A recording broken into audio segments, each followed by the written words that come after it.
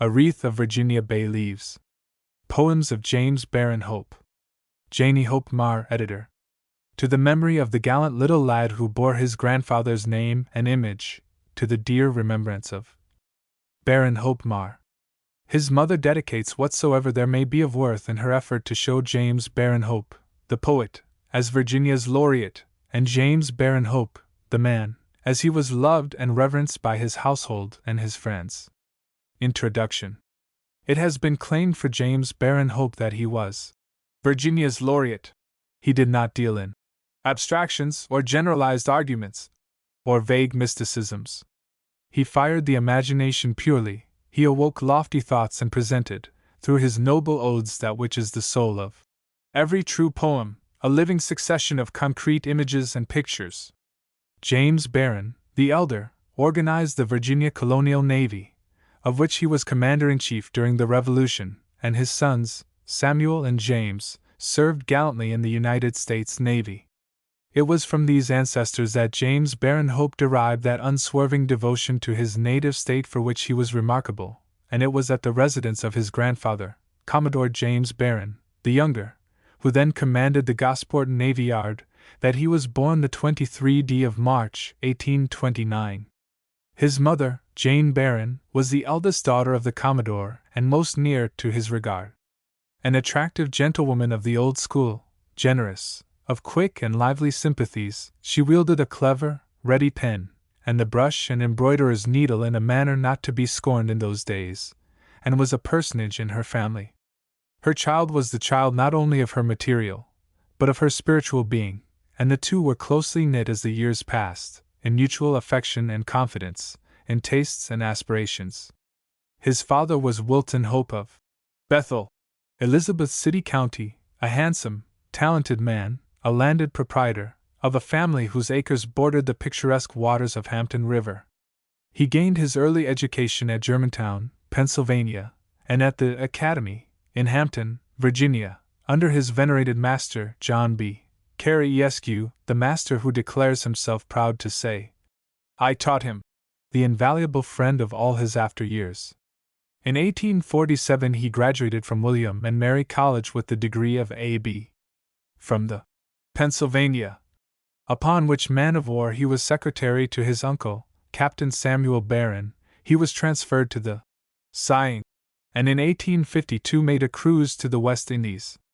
In 1856 he was elected Commonwealth's attorney to the Gamecock town of Virginia. Historic and picturesque Old Hampton, which was the center of a charming and cultivated society, and which had already claimed him as her bard. For as Henry Ellen he had contributed to various Southern publications, his poems in the Southern Literary Messenger, attracting much gratifying attention. In 1857 Lippincott brought out Leone di Minota and Other Poems. The volume was cordially noticed by the Southern critics of the time, not only for its central poem, but also for several of its minor ones, notably The Charge at Balaclava, which G.P.R. James, as have others since, declared unsurpassed by Tennyson's Charge of the Light Brigade. Upon the 13th of May 1857, he stood poet at the 250th anniversary of the English settlement at Jamestown. As poet, and as the youthful colleague of Henry A. Wise and John R. Thompson, he stood at the base of Crawford's statue of Washington, in the Capitol Square, Richmond, Virginia, the 22d of February 1858. That same year these recited poems, together with some miscellaneous ones, were published. Congress chose him as poet for the Yorktown Centennial, 1881, and his brilliant and masterly poem was a fitting companion piece to the splendid oration delivered upon that occasion by the renowned orator, Robert C. Winthrop. This metrical address, Arms and the Man, with various sonnets, was published the next year. As the flower of his genius, its noble measures only revealed their full beauty when they fell from the lips of him who framed them, and it was under this spell that one of those who had thronged about him that 19th of October cried out, "Now I understand the power by which the old Greek poets swayed the men of their generation." Again his state called upon him to weave among her annals the laurels of his verse at the laying of the cornerstone of the monument erected in Richmond to Robert E. Lee. The cornerstone was laid October 1887, but the poet's voice had been stilled forever. He died September the 15th, as he had often wished to die.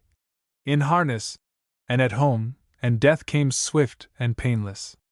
His poem, save for the after-softening touches, had been finished the previous day, and was recited at the appointed time and place by Captain William Gordon McCabe. Memoriae Sacrum.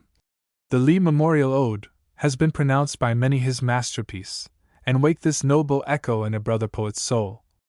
Like those of whom the olden scriptures tell, who faltered not, but went on dangerous quest for one cool draught of water from the well with which to cheer their exiled monarch's breast.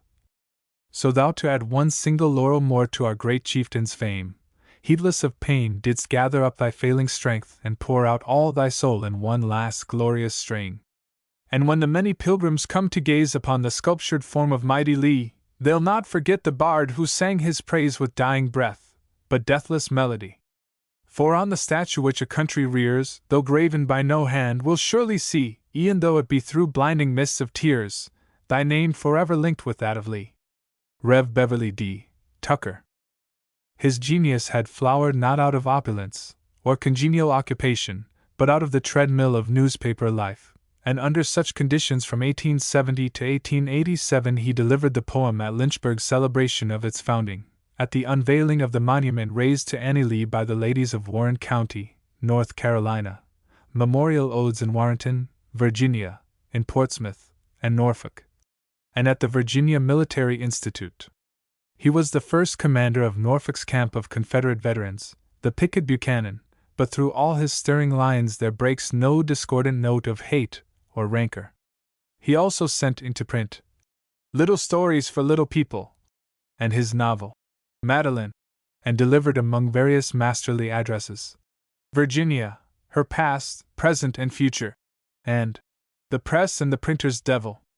During these years he had suffered a physical agony well nigh past the bearing, but which he bore with a wonderful patience and fortitude, and not only bore, but hid away from those nearest to him. He had brought both broken health and fortunes out of the war, for when in 1861 the people of Hampton left the town, its men to join the Southern Army, and its women to go in exile for 4 long weary years, returning thence to find their homes in ashes, James Barron Hope was among the first who left their household gods behind to take up arms for their native state, and he bore his part nobly in the great conflict. When it ended he did not return to Hampton, or to the practice of his profession. Instead of the law he embarked in journalism in Norfolk, Virginia, and despite its lack of entire congeniality, made therefrom a career as brilliant as it was fearless and unsullied. Footnote A. They themselves applying the torch to their own homes under the patriotic, but mistaken idea that they would thus arrest the march of the invaders. Colonel Carey's address at unveiling of monument to Captain Hope. Introduction. He was a little under 6 feet in height, slender, graceful, and finely proportioned, with hands and feet of distinctive beauty. And his fingers were gifted with a woman's touch in the sick-room, and an artist's grasp upon the pencil and the brush of the watercolorist. It was said of him that his manner was as courtly as that of Sir Roger de Coverley, words which though fitly applied are but as the bare outlines of a picture, for he was the embodiment of what was best in the Old South. He was gifted with a rare charm. There was charm in his pale face, which in conversation flashed out of its deep thoughtfulness into vivid animation. His fine head was crowned with soft hair fast whitening before its time. His eyes shone under his broad white forehead, wise and serene, until his dauntless spirit, or his lofty enthusiasm awoke to fire their grey depths. His was a face that women trusted and that little children looked up into with smiles. Those whom he called friend learned the meaning of that name, and he drew and linked men to him from all ranks and conditions of life. Beloved by many, those who guard his memory coin the very fervor of their hearts into the speech with which they link his name. A very Chevalier Bayard, he was called. Of him was quoted that noble epitaph on the great Lord Fairfax. Both sexes' virtues in him combined, he had the fierceness of the manliest mind, and all the meekness too of womankind. He never knew what envy was, nor hate. His soul was filled with worth and honesty, and with another thing quite out of date, called modesty. No sketch could approach justice toward Captain Hope without at least a brief review of his domestic life. In 1857 he had married Miss Annie Beverly Whiting of Hampton. Hers were the face and form to take captive his poet's fancy, and she possessed a character as lovely as her person, a courage and strength of will far out of proportion to her dainty shape, and an intellect of masculine robustness. Often the editor brought his work to the table of his library that he might avail himself of his wife's judgment, and labor with the faces around him that he loved, for their union was a very congenial one, and when 2 daughters came to bless it, as husband and father, he poured out the treasures of his heart, his mind and soul. To his children he was a wise teacher, a tender guide, an unfailing friend, the most delightful of companions. His sympathy for and his understanding of young people never aged, and he had a circle of dear and familiar friends of varying ages that gathered about him once a week. There, beside his own hearth, his ready wit, his kindly humor sparkled most brightly, and there flowed forth most evenly that speech accounted by many well worth the hearing. For his was also the art of listening. He not only led the expression of thought, but inspired it in others.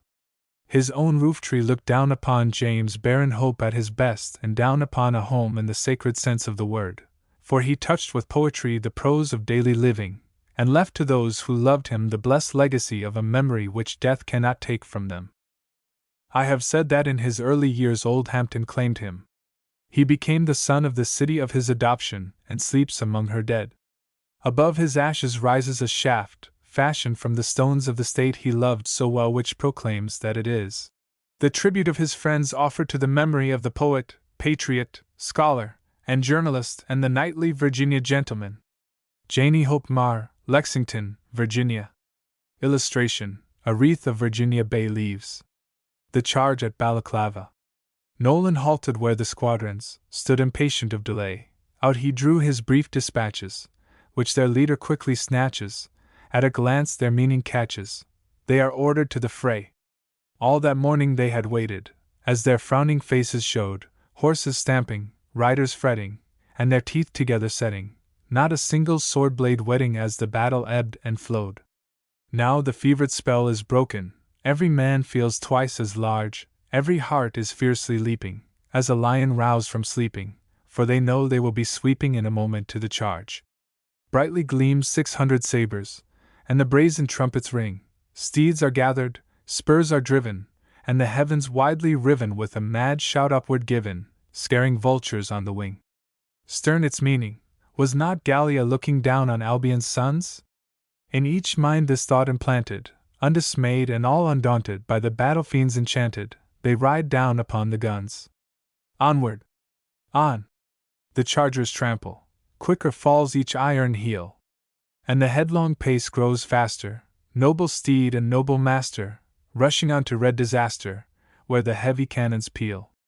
In the van rides Captain Nolan, soldier stout he was and brave, and his shining saber flashes, as upon the foe he dashes. God! His face turns white as ashes, he has ridden to his grave. Down he fell, prone from his saddle, without motion, without breath, never more a trump to waken, he the very first one taken, from the bough so sorely shaken, in the vintage time of death. In a moment, in a twinkling, he was gathered to his rest, in the time for which he'd waited, with his gallant heart elated, down went Nolan, decorated with a death wound on his breast.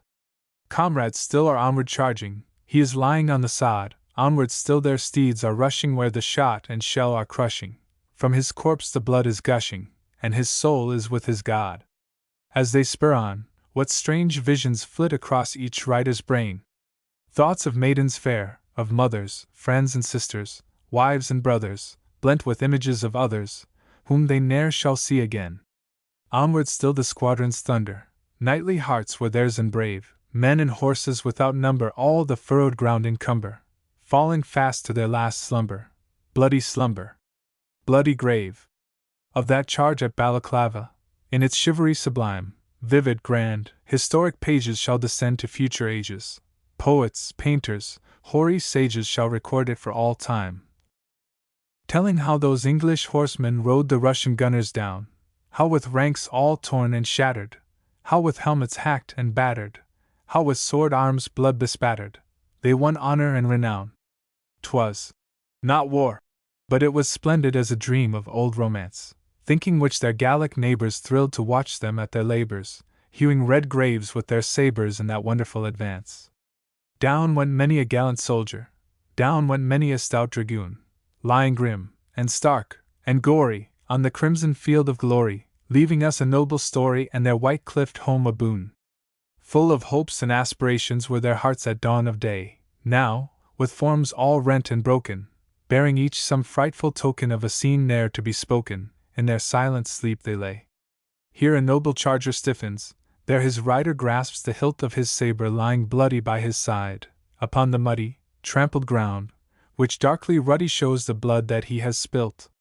And tonight the moon shall shudder as she looks down on the moor, where the dead of hostile races slumber, slaughtered in their places, all their rigid ghastly faces spattered hideously with gore.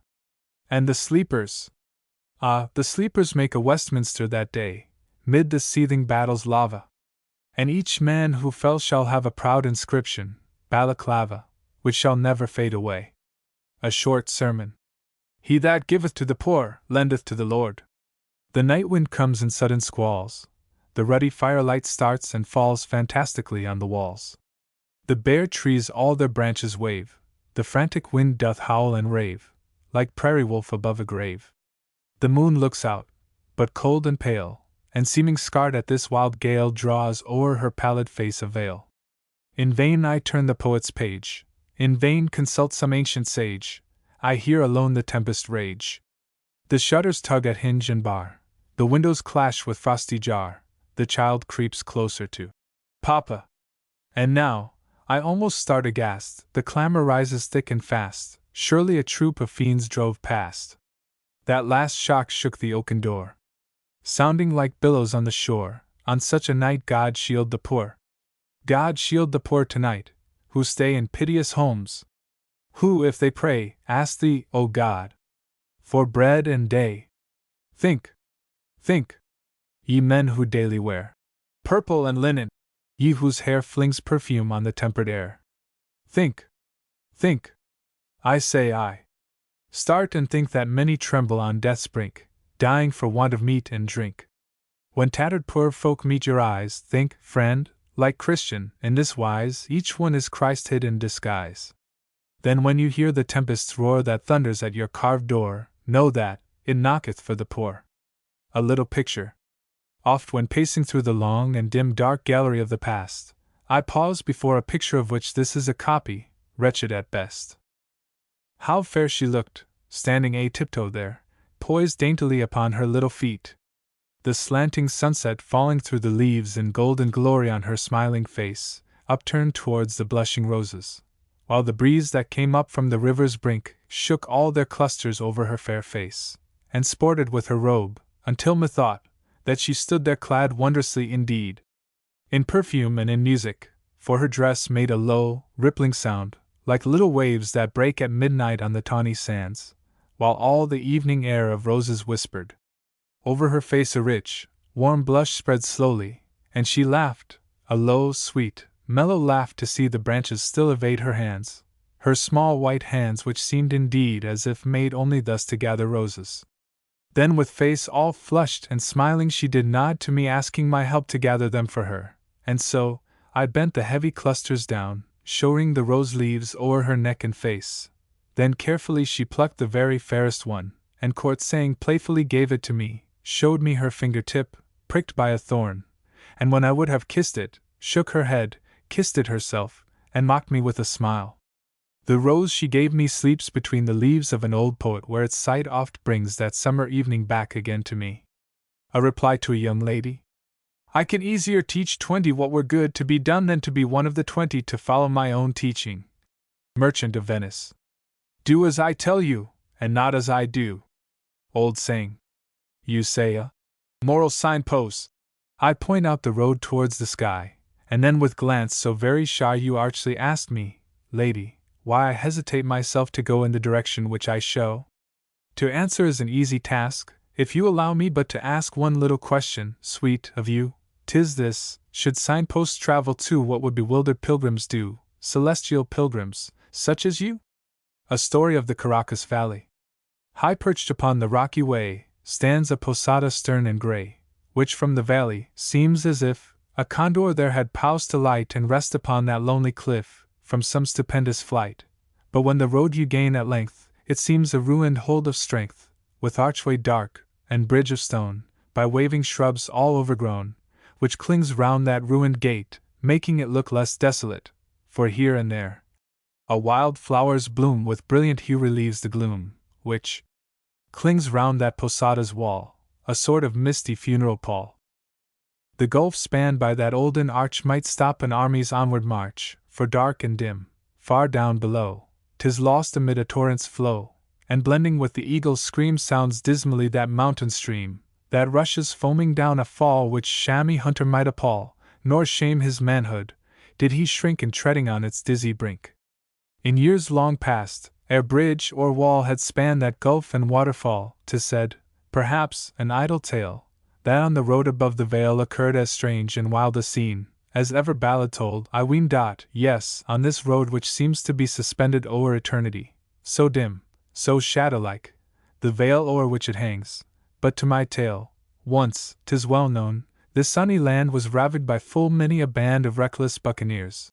Cities were captured, too, old men slain, trampled the fields of waving cane, or scattered wide the garnered grain, an hour wrought wreck of years. Where'er these stern freebooters trod, in hacienda, church of God, or on the green enameled sod, they left footprints so deep that but their simple names would start the blood back to each Spanish heart, and make the children weep. E'en to this day, their many crimes the peasants sing in drowsy rhymes, on mountain, or on plain, and as they sing, the plaintive song tells many a deed of guilt and wrong, each has a doleful strain. One glorious morn, it so befell, I heard the tale which I shall tell, at that posada dark and grey which stands upon the mountain way, between Caracas and the sea, so grim, so dark, it seemed to me fit place for deed of guilt or sin, though peaceful peasants dwelt therein.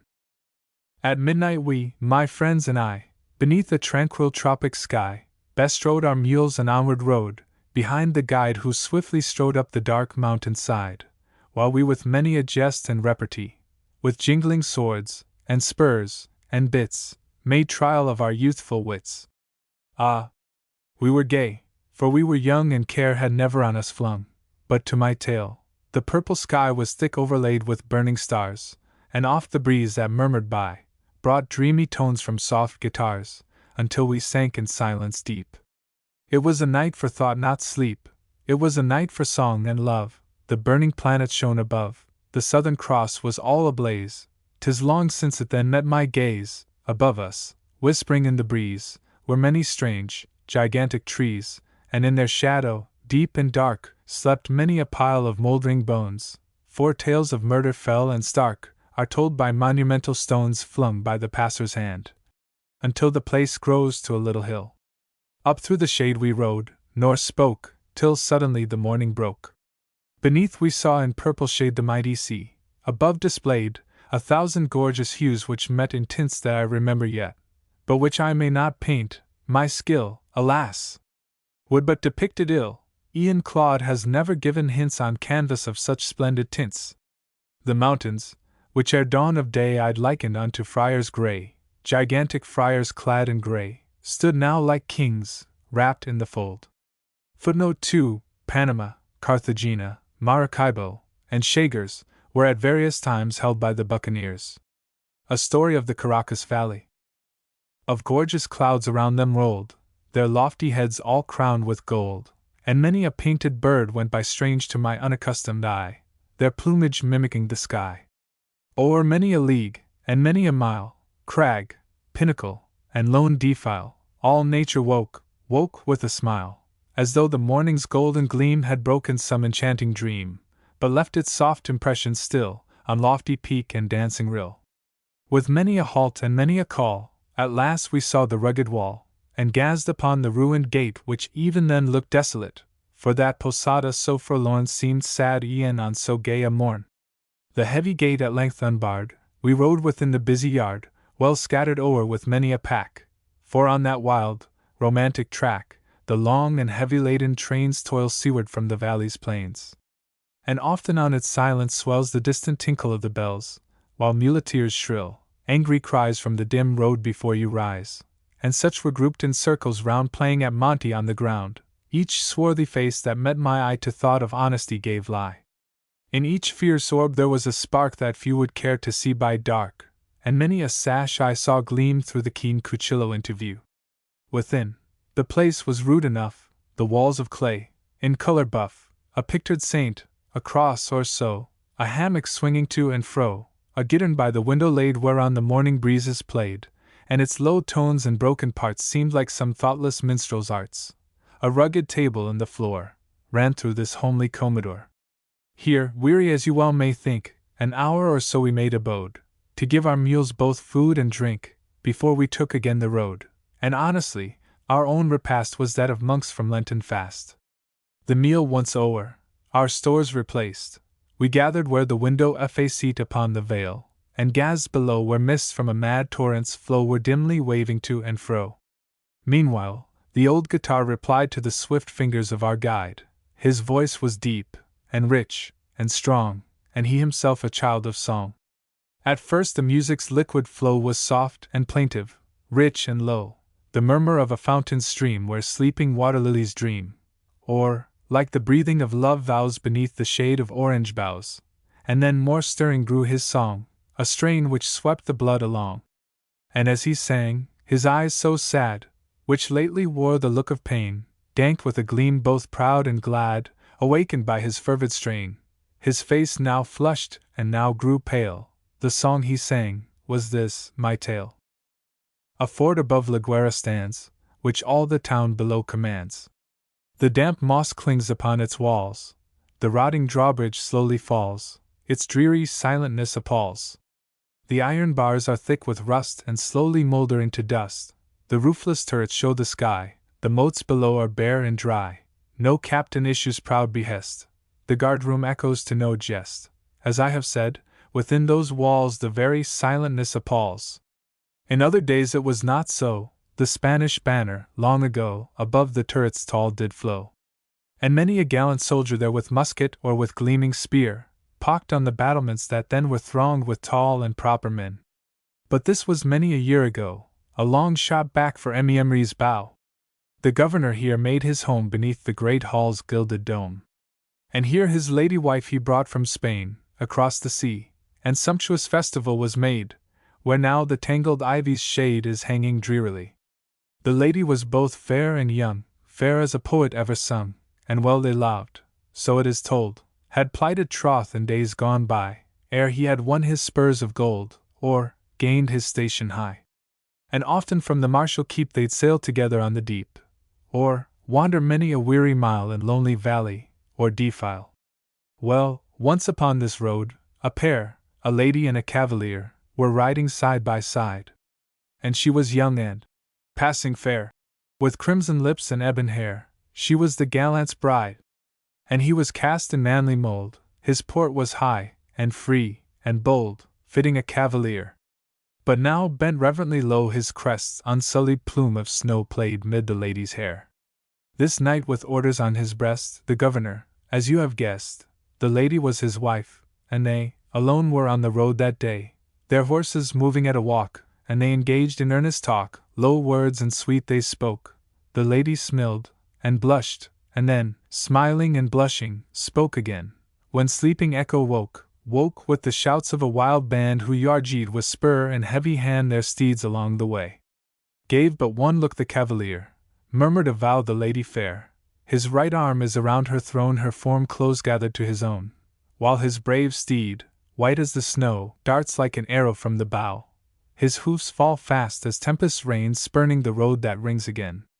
Onward the race, now fainter sounds the yell and whoop, but still like hounds the pirate band behind him rush, breaking the mountain's solemn hush. On speeds he now, his steed so white far in advance, proclaims his flight, God speed him and his bride. But that chasm's fearful gape seems to forbid hope of escape, he cannot turn aside. He bends his head, is it in prayer?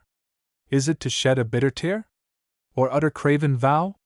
No, 'Tis to gaze into those eyes which are to him love-litten skies, to kiss his lady's brow. And must he on? Full well he knew that none were sparred by that wild crew, never a lady fair. And now a shout, a fierce halloo, told that they were again in view. Close to his ear a bullet sings, and then the distant carbine rings. Why pales the cavalier? And why does he now set his teeth, and draw his dagger from its sheath? He breasts his charger at the leap, he pricketh him full sharp and deep, he leaps, and then with heaving flank gains footing on the other bank. A moment, mid the pass's gloom, vanished both veil and dancing plume, it seems a dream. No! There is proof, the clatter of a flying hoof, and too, the lady's steed remains, with empty seat, and flying reins, and then is borne to that wild rout, a long and proud triumphant shout. And he who led the pirate band, URG'd on his horse, with spur in hand, the long locks drifted from his brow, like midnight waves from storm-vexed prow, and darkly flashed his eyes of jet beneath the brows which almost met. Stern was his face, but war and crime, for he had shinned in many a clime, had ploughed it deeper far than time. He was their chief, will he draw rein? Will he the yawning rift refrain? And with his halting band remain? He rised up in his stirrups, high, better the chasm to descry, and measure with his hawk-like eye, while his dark steed begrimed with toil, tried madly, vainly, to recoil. A muttered curse, a sabre goad, full at the leap the robber rode, great God! His horse near dead and spent, scarce halfway o'er the chasm went. That fearful rush, and daring bound, was followed by a crashing sound, a sudden, awful knell. For down, more than 1,000 feet, where mist and mountain torrent meet, that reckless rider fell. His band drew up, they could not speak, for long, and loud his charger's shriek was heard in an unearthly scream, above that roaring mountain stream, like fancied sound in fevered dream, when the sick brain with crazy skill weaves fantasies of woe and ill. Some said, no steed gave forth that yell, and hinted solemnly of hell. And others said that from his vest a miniature with haughty crest and features like the lady's pressed, fell on the rugged bank, but who he was, none knew or tell. They simply point out where he fell when horse and horseman sank. Like Ravenswood he left no trace, tradition only points the place. Rude is my hand, and rude my lay, rude is the inn, time-worn and grey, where resting, on the mountain way, I heard the tale which I have tried to tell to thee, and saw the wide deep rift, 10 yards from side to side. Great God! It was a fearful ride the robber took that day. 3 summer studies. Aye. The cock hath crowed. I hear the doors unbarred, down to the moss-grown porch my way I take, and here, beside the well within the yard, full many an ancient, quacking, splashing drake, and gabbling goose, and noisy brood hen, all responding to yon strutting gobbler's call. The dew is thick upon the velvet grass, the porch rails hold it in translucent drops, and as the cattle from th enclosure pass, each one, alternate, slowly halts and crops the tall, green spears, with all their dewy load, which grow beside the well-known pasture road. A lustrous polish is on all the leaves, the birds flit in and out with varied notes, the noisy swallows twitter neath the eaves, a partridge whistle through the garden floats, while yonder gaudy peacock harshly cries, as red and gold flush all the eastern skies. Up comes the sun, through the dense leaves a spot of splendid light drinks up the dew, the breeze which late made leafy music dies, the day grows hot, and slumber's sounds come from marauding bees, the burnished river like a sword blade shines, save where 'tis shadowed by the solemn pines. 2. Over the farm is brooding silence now, no reaper's song, no raven's clangor harsh, no bleat of sheep, no distant low of cow, no croak of frogs within the spreading marsh, no bragging cock from littered farmyard crows. The scene is steeped in silence and repose. A trembling haze hangs over all the fields. The panting cattle in the river stand seeking the coolness which its wave scarce yields. It seems a Sabbath through the drowsy land, so hushed is all beneath the summer's spell. I pause and listen for some faint church bell.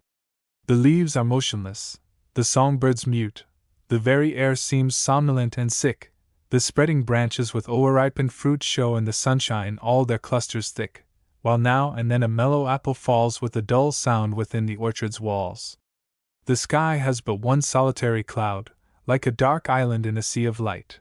The parching furrows twixt the cornrows plowed seem fairly dancing in my dazzled sight, while over yonder road a dusty haze grows reddish-purple in the sultry blaze. 3. That solitary cloud grows dark and wide, while distant thunder rumbles in the air. A fitful ripple breaks the river's tide. The lazy cattle are no longer there, but homeward come in long procession slow, with many a bleat and many a plaintive low. Darker and wider spreading o'er the west advancing clouds, each in fantastic form, and mirrored turrets on the river's breast tell in advance the coming of a storm. Closer and brighter glares the lightning's flash, and louder, nearer, sounds the thunder's crash. The air of evening is intensely hot, the breeze feels heated as it fans my brows. Now sullen raindrops patter down like shot, strike in the grass, or rattle mid the boughs. A sultry lull, and then a gust again, and now I see the thick advancing rain. It fairly hisses as it comes along, and where it strikes bounds up again in spray as if 'twere dancing to the fitful song made by the trees, which twist themselves and sway in contest with the wind which rises fast, until the breeze becomes a furious blast. And now, the sudden, fitful storm has fled, the clouds lie pilled up in the splendid west, in massive shadow tipped with purplish red, crimson, or gold. The scene is one of rest, and on the bosom of yon still lagoon I see the crescent of the pallid moon. The Washington Memorial Ode. Certain events, like architects, build up viewless cathedrals, in whose aisles the cup of some impressive sacrament is kissed, where thankful nations taste the Eucharist. Pressed to their lips by some heroic past enthroned like pontiff in the temple vast, where incense rises towards the dome sublime from golden censers in the hands of time, where through the smoke some sculptured saint appears crowned with the glories of historic years, before whose shrine whole races tell their beads, from whose pale front each sordid thought recedes, gliding away like white and stealthy ghost, as memory rears its consecrated host. As blood and body of a sacred name make the Last Supper of some deathless fame. This the event. Here springs the temple grand, whose mighty arches take in all the land. Its twilight aisles stretch far away and reach mid lights and shadows which defy my speech, and near its portal which morn opened wide, grey janitor, to let in all this tide of prayerful men, most solemnly there stands one recollection, which, for pious hands is ready like the minster's sculptured vase, with holy water for each reverent face. And mystic columns, which my fancy views, glow in 1,000 soft, subduing hues flung through the stained windows of the past in gloom, of royal purple o'er our warrior's tomb. O proud old Commonwealth! Thy sacred name makes frequent music on the lips of fame. And as the nation, in its onward march, thunders beneath the Union's mighty arch, thine the bold front which every patriot sees the stateliest figure on its massive frieze. O proud old state! Well may thy form be grand, 'twas thine to give a savior to the land. For, in the past, when upward rose the cry, "Save or we perish!" thine 'twas to supply the master spirit of the storm, whose was said to the billows in their wrath, "Be still!" And though a great calm followed, yet the age in which he saw that mad tornado rage made in its cares and wild tempestuous strife one solemn passion of his noble life. This day, then, countrymen of all the year, we well may claim to be without a peer. Amid the rest, impalpable and vast, it stands a Cheops looming through the past, close to the rushing, patriotic Nile which here o'erflows our hearts to make them smile with a rich harvest of devoted zeal, men of Virginia, for the commonweal. And to our Bethlehem ye who come today, ye who compose this multitude's array, ye who are here from mighty northern marts with frankincense and myrrh within your hearts, ye who are here from the gigantic west, the offspring nurtured at Virginia's breast, which in development by magic seems straight to embody all that progress dreams, ye who are here from summer-wedded lands, from Carolina's woods to Tampa's sands, from Florida to Texas broad and free where spreads the prairie, like a dark green sea, ye whose bold fathers from Virginia went in wilds to pitch brave enterprise's tent, spreading our faith and social system wide, by which we stand peculiarly allied, ye southern men, whose work is but begun, whose course is on toward regions of the sun, whose brave battalions moved to tropic sods solemn and certain as though marching gods were ordered in their circumstance and state beneath the banner of resistless fate. Ye have been welcomed, countrymen, by him, 3, beside whose speech my rhetoric grows dim, whose thoughts are flint and steel, whose words are flame, for they all stir us like some hero's name. But once again the Commonwealth extends her open hand in welcome to her friends. Come ye from north, or south, or west, or east, no bull's head enters at Virginia's feast. And ye who've journeyed hither from afar, know that fair freedom's liquid morning star still sheds its glories in 1,000 beams, gilding our forests, fountains, mountains, streams, with light as luminous as on that morn when the Messiah of the land was born. Then as we here partake the mystic rites to which his memory like a priest invites, kneeling beside the altars of this day, let every heart subdued one moment pray. Footnote 3. Governor wise. That he who lit our morning star's pure light will never blot it from the nation's sight, that he will banish those portentous clouds which from so many its effulgence shrouds, which none will deem me Hamlet mad when I say hang like banners on the darkened sky, suggesting perils in their warlike shape, which Heavenly Father grant that we escape. Why touch upon these topics, do you ask? Why blend these themes with my allotted task? My answer's brief. 'Tis, citizens, because I see fierce warfare made upon the laws. A people's poets are that people's seers, the prophet's faculty, in part, is theirs, and thus 'tis fit that from this statue's base, beneath great Washington's majestic face, that I should point the dangers which menace our social temple's symmetry and grace. But here I pause, for happier omens look, and playing Flamen turn to nature's book, where late rich autumn sat on golden throne. A stern usurper makes the crown his own. The courtier woodlands, robbed of all their state, stripped of their pomp, look grim and desolate. Reluctant conscripts, clad in icy mail, their captive pleadings rise on every gale. Now mighty oaks stand like bereaved lyres. Pennons are furled on all the sedgy spears where the sad river glides between its banks, like beaten general twixt his pompless ranks. And the earth's bosom, clad in armor now, bids stern defiance to the iron plow, while o'er the fields so desolate and damp invading winter spreads his hostile camp. 4. And as he shakes his helmet's snowy plume the landscape saddens into deeper gloom. But yet ere many moons have flung to Leah, to begging billows of the hungry sea, their generous gold, like oriental queens, a change will pass o'er all these wintry scenes. There'll come the coronation of glad spring, grander than any made for bride of king. Footnote 4. The statue was unveiled in a snowstorm. Earth's hot and gray will change to livelier hues enriched with pearl drops of the limpid dews. Plenty will stand with her large tranquil eyes to see her treasures o'er the landscape rise. Thus may the lover of his country hope to see again the nation's springtide ope, and freedom's harvest turn to ripened gold, so that our world may give unto the old of its great opulence, as Joseph gave bread to his brothers when they came to crave. But from his name I pause too long, you think? Yet he who stands beside Niagara's brink breaketh not forth at once of its grand strife. 'Tis thus I stand subdued by his great life. And with his name a host of others rise, climbing like planets, fame's eternal skies, great names, my brothers! With such deeds allied that all Virginians glow with filial pride, that here the multitude shall daily pace around this statue's hero-circled base, thinking on those who, though long sunk in sleep, still round our camp the guard of centuries keep, who when a foe encroaches on our line, prompt the stern challenge for the countersign, who with proud memories feed our bright watchfire which ne'er has faded, never will expire. Grand benedictions. They in bronze will stand to guard and consecrate our native land. Great names are theirs. But his, like battle song, in quicker currents sends our blood along. For at its music hearts throb quick and large, like those of horsemen thundering in the charge. God's own knight-errant. There his figure stands. Our souls are full, our bonnets in our hands.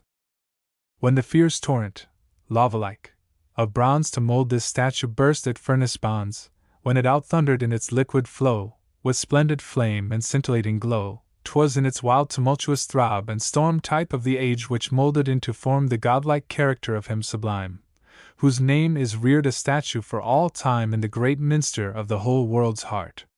I've called his name a statue. Stern and vast it rests enthroned upon the mighty past, fit plinth for him whose image in the mind looms up as that of one by God designed. Fit plinth in sooth! The mighty past for him whose simple name is glory's synonym. E'en fancy's self, in her enchanted sleep, can dream no future which may cease to keep his name in guard, like sentinel and cry from time's great bastions. It shall never die. His simple name a statue? Yes, and grand 'tis reared in this and every other land. Around its base a group more noble stands than e'er was carved by human sculptors' hands, e'en though each form, like that of old, should flush with vivid beauty's animating blush, though dusky bronze, or pallid stone should thrill with sudden life at some Pygmalion's wool, for these great figures, with his own enshrined, are seen, my countrymen, by men, though blind. Their valor fronts us with her storied shield, brave in devices won on many a field. A splendid wreath snatched from the carnage grim is twined around that buckler's burnished rim, and as we gaze, the brazen trumpets blare with shrill vibration shakes the frightened air, the roll of musketry, the clash of steel, the clang of hoofs as charging squadrons wheel, the hoarse command, the imprecative cry, swell loud and long, while fancy's eager eye sees the stern van move on with crimson strides where Freedom's warrior on his warhorse rides, sees the great cannon flash out red and fast through battle mists which canopy the past. And solemn-fronted Truth with earnest eyes stands there serenely beautiful and wise. Her stately form in undisturbed repose rests by her well, where limpid crystal flows, while on her face, which can severely frown, a smile is breaking as she gazes down. For clearly marked upon that tranquil wave slumbers his image in a picture brave, and leaning on the fountain's coping stone, she scarce can tell his shadow from her own. And Wisdom, with her meditative gaze, beside its base her mighty chart displays. There with her solemn and impressive hand writes as she stoops, as Christ wrote on the sand. But what she traces all may read. 'Tis this, an invocation by our dreams of bliss, by hopes to do and by our great deeds done, the war of sections through all time to shun. She writes the words which almost seem divine. Our deadliest foe's a geographic line, and Justice, with her face severely grand, stands mid the group. Her balance is in hand, faultless in judging trivial deeds, or great, unmoved by love and unimpressed by hate. Beside her gleams undimmed by spot, or rust, a mighty blade to strike when strike she must, and this bright falchion like that which defends the guarded gate where earth and Eden ends, with flame terrific and with ponderous sway frightens each Brennus from her scales away. And there we see pale, pleading mercy bow, a troubled shadow on her saintly brow, her fringed lashes tremulous with tears, which glitter still through all the change of years. And as we see those tear-drops slowly rise, giving new softness to her tender eyes, away the mists which o'er the dark past drift are rent and scattered, while the sudden rift shows, like some distant headland vast and dim seen through the tempest, the great soul of him who, guarding against the native traitor, could turn from her pleadings for his country's good.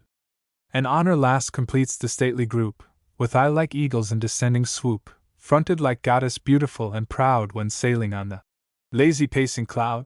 Prouder her port than that of all the rest, with radiant forehead and translucent breast, she needs no gesture of supreme command for us to know her foremost of the band.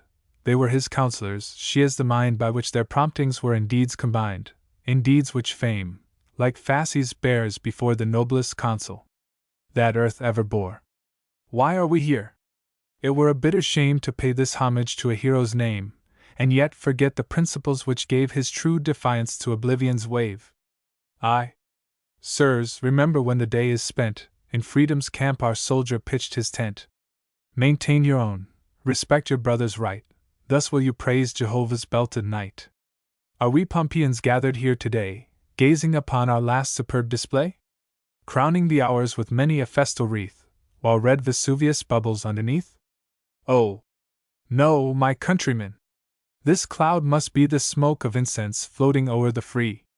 No lava flood can e'er o'erwhelm this land, held as 'tis holden, in God's mighty hand. And when the garlands of today are pale, shall clang of armorers riveting our mail rise in harsh dissonance where now the song and surging music sweeps the land along? No, brothers, no! The providence on high stretches above us like the arching sky, As o'er the world that broad empyrean field, so o'er the nation God's protecting shield. His the great will which sways the tide of earth, his the great will which giveth empires birth, and this grand truth through every age and clime is written out in characters sublime.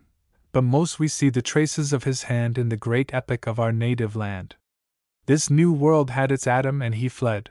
God's was the voice and God's the mighty tread which scared the red man from his Eden bowers. God's the decree which made the garden ours. And Eden 'twas and such it still remains. Oh, brothers! Shall we prove a race of Cains? Shall impious hands be armed with deadly things, because we bring up different offerings unto our altars? To the nation's shrine I take my gift. My brother, take thou thine. Again I ask, while this proud bronze remains, shall this great people prove a race of Cains? Here make your answer at this statue's base, beneath this warrior's calm, majestic face. And here remember that your best applause to him is shown in standing by the laws. But if our rights shall ever be denied, I call upon you, by your race's pride, to seek some West Augusta, and unfurl our banner where the mountain vapors curl. Lowland and valley then will swell the cry, he left us free, thus will we live, or die. One other word, Virginia, hear thy son, whose filial service now is nearly done, hear me, old state. Thou art supremely blessed, a hero's ashes slumber in thy breast. O mother! If the ashes of a king could nerve to deeds with which fame's trumpets ring, what glove of challengers shall make thee start, when thy great son lies sleeping on thy heart? How it fell calm on summer night! My lady's rest was calm and deep, she had been gazing at the moon, and thus it chanced she fell asleep one balmy night in June. Freebooter winds stole richest smells from roses bursting in the gloom, and rifled half-blown daffodils, and lilies of perfume. These dainty robbers of the south found beauty, sunk in deep repose, and seized upon her crimson mouth, thinking her lips a rose. The wooing winds made love full fast, to rouse her up in vain they tried, they kissed and kissed her, till, at last, in ecstasy they died. A friend of mine. We sat beneath tall waving trees that flung their heavy shadows o'er the dewy grass. Over the waters, breaking at our feet, quivered the moon, and lighted solemnly the scene before us. He with whom I talked was in the noble vigor of his youth, tall, much beyond the standard, and well-knit, with a dark, Norman face, from which the breeze flung back his locks of ebon darkness which in rare luxuriance fell around his brow, that, in its massive beauty, brought me up pictures by ancient masters, or the sharp and perfect features carved by Grecian hands, in days when gods, in forms worthy of gods, started from marble to bewitch the world. A brow so beautiful was his, that one might well conceive it always bound with dreams. His eyes were luminous and full of gleams, that made me think of waves wherein I've seen the moon-hued lightning breaking in the dark with sudden flashes of phosphoric light. His cheeks were bronze, his firm lips scarlet-hued. The Roman's valor, the Assyrian's love of ease and pomp sat on his crimson lips, uneasy rulers on the selfsame throne, spoiling the empire of the soul within. Such was his face. His thoughts went forth like emperors, and all his words arrayed themselves around them like imperial guards. Opinions which I had been taught to hold as full of pith and gravity, he took as 'twere, twixt thumb and finger of his wit, rubbed off their gloss, until they seemed to me, all, as he said, varnished hypocrisies.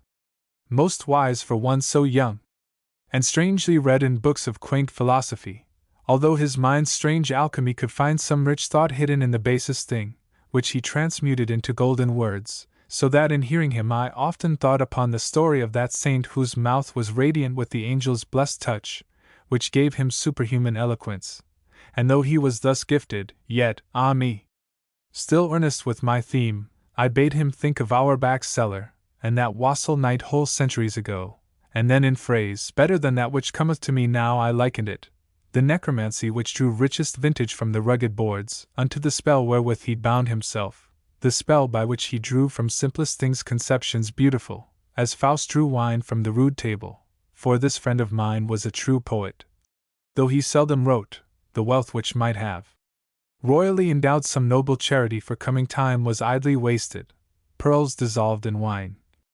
Still on my theme I hung and pointed out, full eagerly, how Mephistopheles ordered the gimlet wherewith it was drawn, But he who went his way that summer night, beneath the shadow of those stately trees, comes back to me, to earth, ah, nevermore.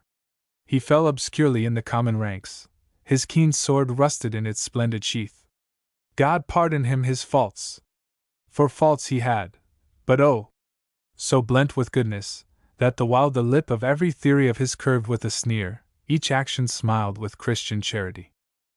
Like Manfred, he had summoned to his aid forbidden ministers, but unlike his, of the earth, earthy, which did slowly clutch upon his lofty faculties until they summoned him from the lone tower of thought and false philosophy wherein he dwelt.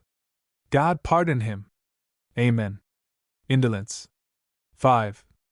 I turn aside, and in a pause might start as Emery's elbow leans upon time's chart, which shows, alas, how soon all men must glide over meridians on life's ocean tide, meridians showing how both youth and sage are sailing northward to the zone of age, onto an atmosphere of gloom I wist, where mariners are lost in melancholy mist. But gayer thoughts, like springtide swallows, dart through youth's brave mind and animate its heart. But indolence is seen a pallid ruth, a timid gleaner in the fields of youth, a wretched gath'rer of the scattered grain left by the reapers who have swept the plain, but with no Boaz standing by the while, to watch its figure with approving smile. Footnote 5, from a poem pronounced before the Phi Beta Kappa Society and graduating classes of William and Mary College, July 4, 1858. The Jamestown Anniversary Ode. In those vast forests dwelt a race of kings, free as the eagle when he spreads his wings which never in their wild flight lag, in mists which fly the fierce tornado's flag, their flight the eagle's. And their name, alas! The eagle's shadow swooping o'er the grass, or, as it fades, it well may seem to be the shade of tempest driven o'er the sea. Fierce, too, this race, as mountain torrent wild, with haughty hearts, where mercy rarely smiled, all their traditions, histories imbued with tales of war and sanguinary feud, yet though they never couched the knightly lance, the glowing songs of Europe's old romance can find their parallels amid the race, which, on this spot, met England face to face. And when they met the white man, hand to hand, twilight and sunrise stood upon the strand. Twilight and sunrise? Saxon sunshine gleams today o'er prairies and those distant streams, which hurry onward through far western plains, where the last Indian, for a season, reigns. Here, the red Canute on this spot sat down, his splendid forehead stormy with a frown, to quell, with the wild lightning of his glance, the swift encroachment of the waves' advance, to meet and check the ruthless tide which rose, crest after crest of energetic foes, while high and strong poured on each cruel wave, until they left his royalty, a grave. But, o'er this wild, tumultuous deluge glows a vision fair as heaven to Saint Eyre shows. A dove of mercy o'er the billows dark fluttered awhile, then fled within God's ark. Had I the power, I'd reverently describe that peerless maid, the pearl of all her tribe, as evening fair, when coming night and day contend together which shall wield its sway. But here abashed, my paltry fancy stays, for her, too humble its most stately lays. A shade of twilight's softest, sweetest gloom, the dusk of morning, found a splendid tomb in England's glare, so strange, so vast, so bright, the dusk of morning burst in splendid light, which falleth through the past cathedral aisles, till sculptured mercy like a seraph smiles. And though fame's grand and consecrated fane no kingly statue may, in time, retain, her name shall linger, nor with age grow faint, its simple sound, the image of a saint. Sad is the story of that maiden's race, long driven from each legendary place. All their expansive hunting grounds are now torn by the iron of the Saxon's plough, which turns up skulls and arrowheads and bones, their places nameless and unmarked by stones. Now freighted vessels toil along the view, where once was seen the Indian's bark canoe, and to the woods the shrill escaping steam proclaims our triumph in discordant scream. Where rose the wigwam in its sylvan shade, where the bold hunter in his freedom strayed, and met his foe or chased the bounding stag, the lazy horses at the harrow lag. Where the rude dance was held or war song rose, the scene is one of plenty and repose. The quiver of her race is empty now, its bow lies broken underneath the plough, and where the wheat fields ripple in the gale, the vanished hunter scarcely leaves a trail. 'Twas where yon river musically flows, the Europeans' nomenclature rose, a keen-edged axe, which since, alas, has swept away their names, those boughs, which blossoms kept, leaving so few, that when their story's drowned, 'twill sink, alas, with no fair garland crowned. What strange vicissitudes and perils fell on the first settlers 'tis not mine to tell. I scarce may pause to syllable the name which the great captain left behind to fame, a name which echoes through the tented past like sound of charge rung in a bugle's blast. His age, although it still put faith in stars, no longer glanced through feudal helmets' bars, but stood in its half-armor. Thus stands he an image half of antique chivalry, and half presented to our eager eyes, the brilliant type of modern enterprise.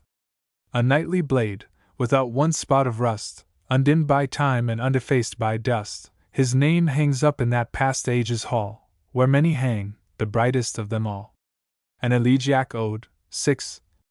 He chastens us as nations and as men, he smites us sore until our pride doth yield, and hence our heroes, each with hearts for 10, were vanquished in the field, and stand today beneath our southern sun o'erthrown in battle and despoiled of hope, their drums all silent and their cause undone, and they all left to grope in darkness till God's own appointed time in his own manner passeth fully by. Our penance this. His parable sublime means we must learn to die.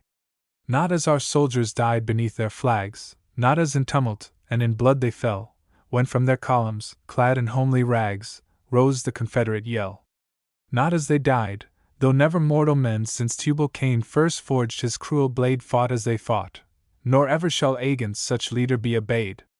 No, not as died our knightly soldier dead though they, I trust, have found above surcease for all life's troubles, but on Christian bed should we depart in peace, falling asleep like those whose gentle deeds are governed through time's passions and its strife, so justly that we might erect new creeds from each well-ordered life, whose saintly lessons are so framed that we may learn that pain is but a text sublime, teaching us how to learn at sorrow's need to value things of time. Thus thinking o'er life's promise-breaking dreams, its lights and shadows made of hopes and fears, I say that death is kinder than he seems, and not the king of tears. Footnote 6. It may not be out of place to state that this ode was written at the express and urgent request of the ladies of Warren County, North Carolina, and recited by the author, August 8, 1866, on the occasion of the completion of the monument, erected by the ladies of Warren County, over the ashes of Miss Annie Carter Lee, who was the daughter of General Robert E. Lee and Mary Custis Lee. Born at Arlington, Virginia, June 18, 1839, and died at the White Sulphur Springs, Warren County, North Carolina, October 20, 1862.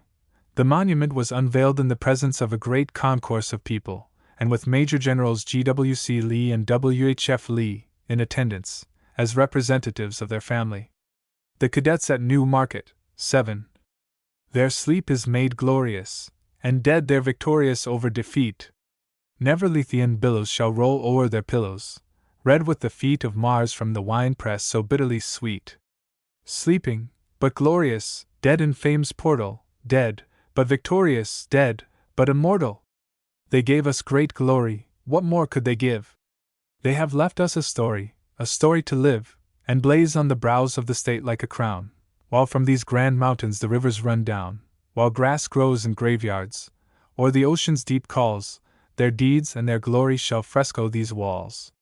Footnote 7. Delivered at Virginia Military Institute, 1870. Our heroic dead. A king once said of a prince struck down, taller he seems in death.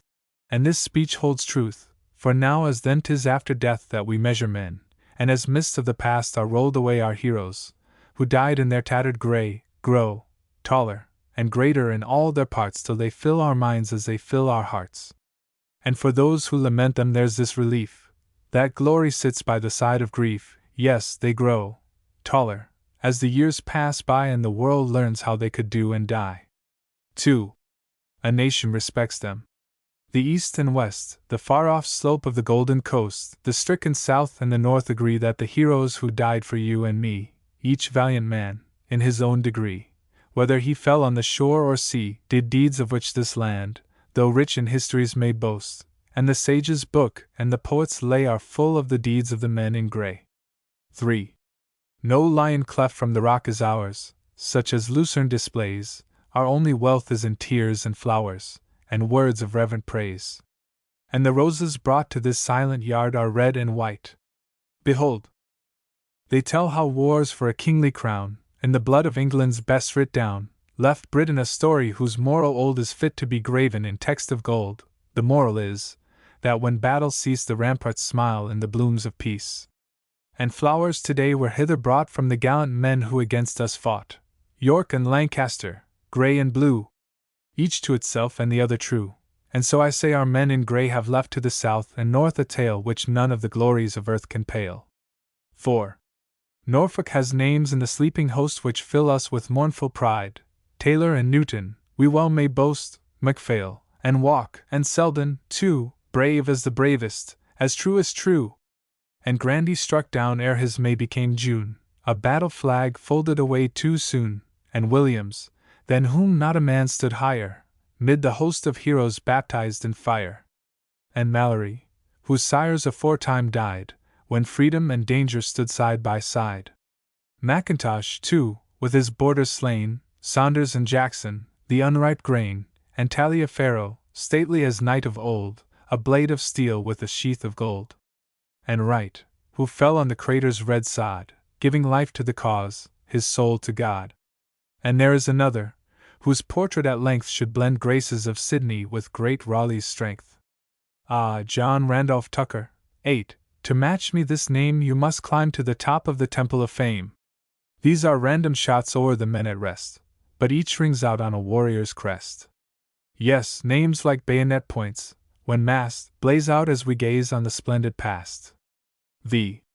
That past is now like an Arctic sea where the living currents have ceased to run, but over that past the fame of Lee shines out as the midnight sun, and that glorious orb, in its march sublime, shall gild our graves till the end of time. Footnote 8. That splendid seaman, Admiral Tucker. Mahone's Brigade. 9. A metrical address. In pace decus, in bello presidium. Tacitus. I. Your arms are stacked, your splendid colors furled, your drums are still, aside your trumpets laid, but your dumb muskets once spoke to the world, and the world listened to Mahone's brigade. Like waving plume upon Bellona's crest, or comet in red majesty arrayed, or Persia's flame transported to the west, shall shine the glory of Mahone's brigade. Not once, in all those years so dark and grim, your columns from the path of duty strayed. No craven act made your escutcheon dim. 'Twas burnished with your blood, Mahone's brigade. Not once on post, on march, in camp, or field, was your brave leader's trust in you betrayed, and never yet has old Virginia's shield suffered dishonor through Mahone's brigade. Who has forgotten at the deadly mine, how our great captain of great captains bade your general to retake the captured line? How it was done, you know, Mahone's brigade. Who has forgotten how th undying dead, and you yourselves, won that for which they prayed? Who has forgotten how th immortal said that heroes swept that field, Mahone's brigade? From the far right, beneath the stars and bars, you marched amain to Bushrod Johnson's aid, and when you charged, and arrows shot by Mars went forward in your rush, Mahone's brigade. In front stood death. Such task as yours before by mortal man has rarely been essayed. There you defeated Burnside's boasted corps, and did an army's work, Mahone's brigade. And those who led you, field, or line, or staff, showed they were fit for more than mere parade, their motto, victory or an epitaph. And well they did their part, Mahone's brigade. 2. Were mine the gift to coin my heart of hearts and living words, fit tribute should be paid to all the heroes whose enacted parts gave fame immortal to Mahone's brigade. But he who bore the musket is the man whose figure should for future time be made, cleft from a rock by some new Tervulson, the private soldier of Mahone's brigade. His was that sense of duty only felt by souls heroic. In the modest shade he lived, or fell, but his fame's starry belt, his fame's own galaxy, Mahone's brigade. And in that belt, all luminous with stars, unnamed and woven in a wondrous braid, a blaze of glory in the sky of Mars, your orbs are thickly set, Mahone's brigade. The private soldier is the man who comes from mart, or plain, or grange, or sylvan glade, to answer calls of trumpets and of drums. So came the soldier of Mahone's brigade. His messmate, hunger, comrades, heat and cold, his decorations, death or wounds, conveyed to the brave patriot in ways manifold, but yet he flinched not in Mahone's brigade. When needing bread, fate gave him but a stone. Ragged, he answered when the trumpet brayed. Barefoot he marched, or died without a groan, true to his battle flag, Mahone's brigade.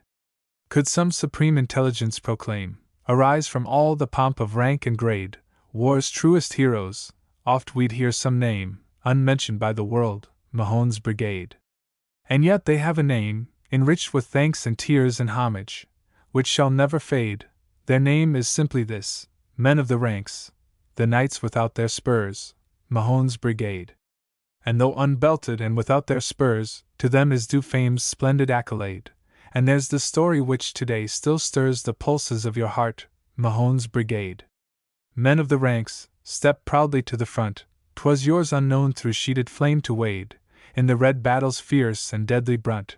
Yours be full laurels in Mahone's brigade. 3. For those who fell be yours the sacred trust to see forgetfulness shall not invade the spots made holy by their noble dust. Green keep them in your hearts, Mahone's brigade. Oh, keep them green with patriotic tears. Forget not, now war's fever is allayed, those valiant men, who, in the vanished years, kept step with you in ranks, Mahone's brigade.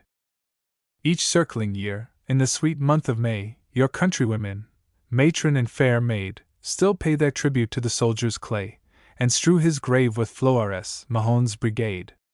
Join in the task, with retrospective eye, men's memories should not perish 'neath the spade. Pay homage to the dead, whose dying cry was for the Commonwealth, Mahone's brigade. Raise up, O state! A shaft to pierce the sky, to him, the private, who was but afraid to fail in his full duty, not to die, and on its base engrave, Mahone's brigade. 4. Now that the work of blood and tears is done, whether of stern assault, or sudden raid, yours is a record second yet to none. None takes your right in line, Mahone's brigade. Now that we've lost, as was foredoomed, the day, now that the good by ill has been outweighed, let us plant olives on the rugged way, once proudly trodden by Mahone's brigade. And when some far stretching future folds the past, to us so recent, in its purple shade high up, as if on some tall admiral's mast, shall fly your battle flags, Mahone's brigade. Each battle flag shall float abroad and fling a radiance round, as from a new lit star, or light the air about, as when a king flashes in armor in his royal car, and fame's own vestibule I see inlaid with their proud images, Mahone's brigade. Your battle flags shall fly throughout all time, by history's self-exultingly unfurled, and stately prose, and loud resounding rhyme, nobler than mine, shall tell to all the world how dauntless moved, and how all undismayed, through good and ill stood Mahone's brigade. O glorious flags! No victory could stain your tattered folds with one unworthy deed, O glorious flags! No country shall again fly nobler symbols in its hour of need. Success stained not, nor could defeat degrade, spotless they float today, Mahone's brigade. Immortal flags, upon time's breezes flung, seen by the mind in forests, or in marts, cherished in visions, praised from tongue to tongue, wrapped in the very fibers of your hearts, and gazing on them, none may dare upbraid your leader, or your men, Mahone's brigade. 6. That splendid leader's name is yours, and he flesh of your flesh, himself bone of your bone. His simple name mocketh a history, which stands, itself grand, glorious and alone, or 'tis a trophy, splendidly arrayed, with all your battle flags, Mahone's brigade. His name itself a history? Yes, and none may halt me here. In war and peace it challenges the full rays of the sun, and when the passions of our day shall cease, 'twill stand undying, for all time displayed, itself a battle flag, Mahone's brigade.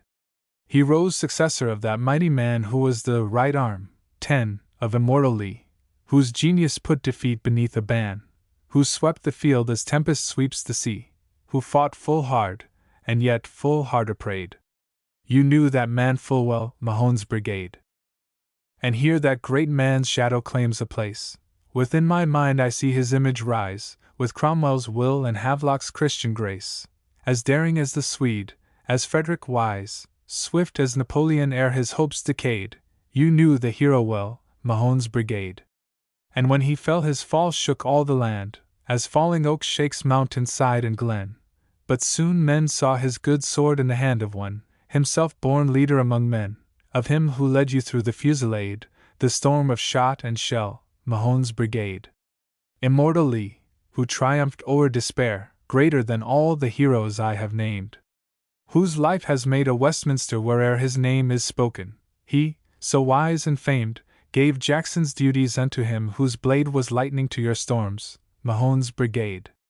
Ere Jackson fell Mahone shone day by day, a burnished lance amid that crop of spears. None rose above him in that grand array, and Lee, who stood last of the cavaliers, knew he had found of war's stupendous trade, a master at your head, Mahone's brigade. O countrymen!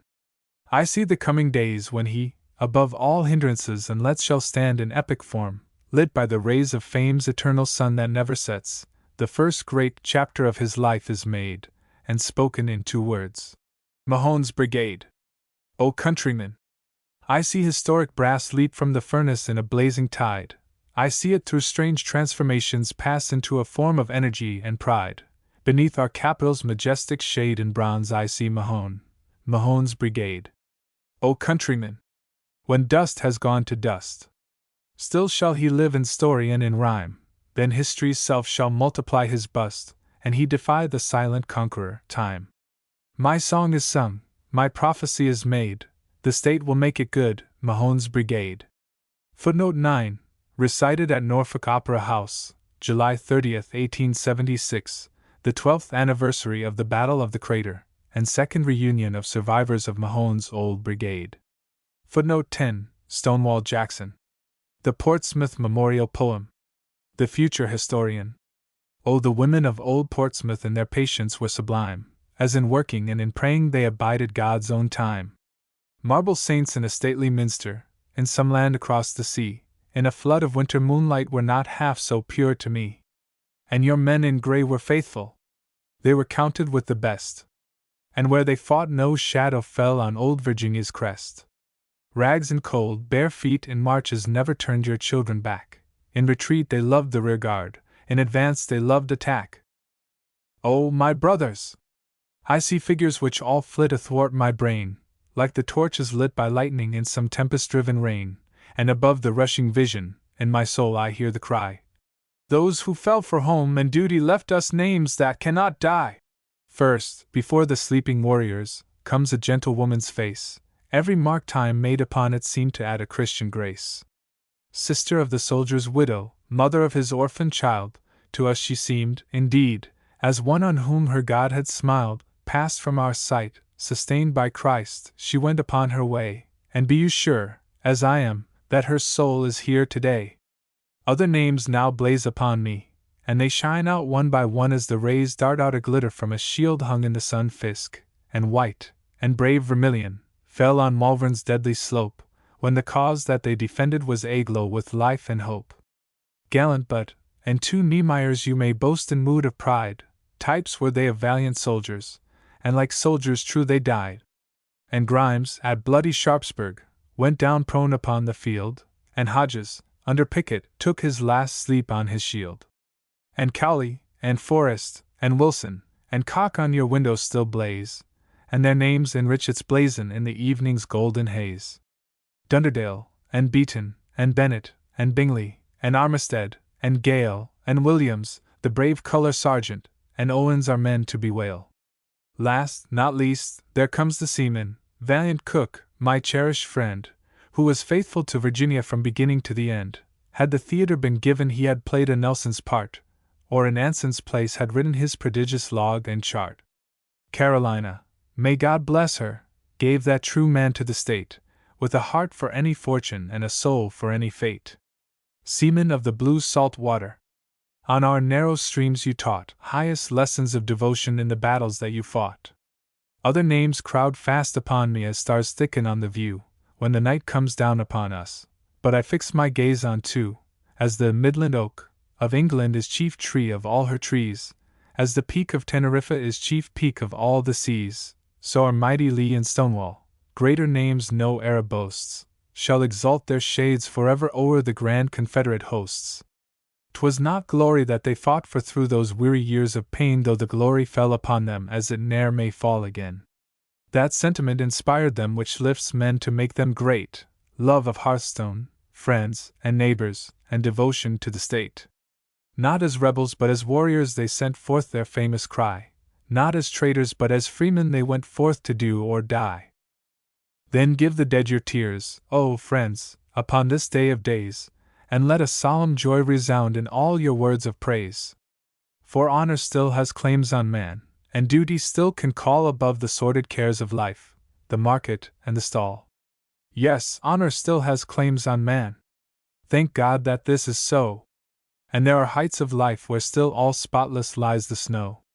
Oh, better than lands and vast estates, or titles high and long, the spirit of those whose deeds are fit to consecrate in song.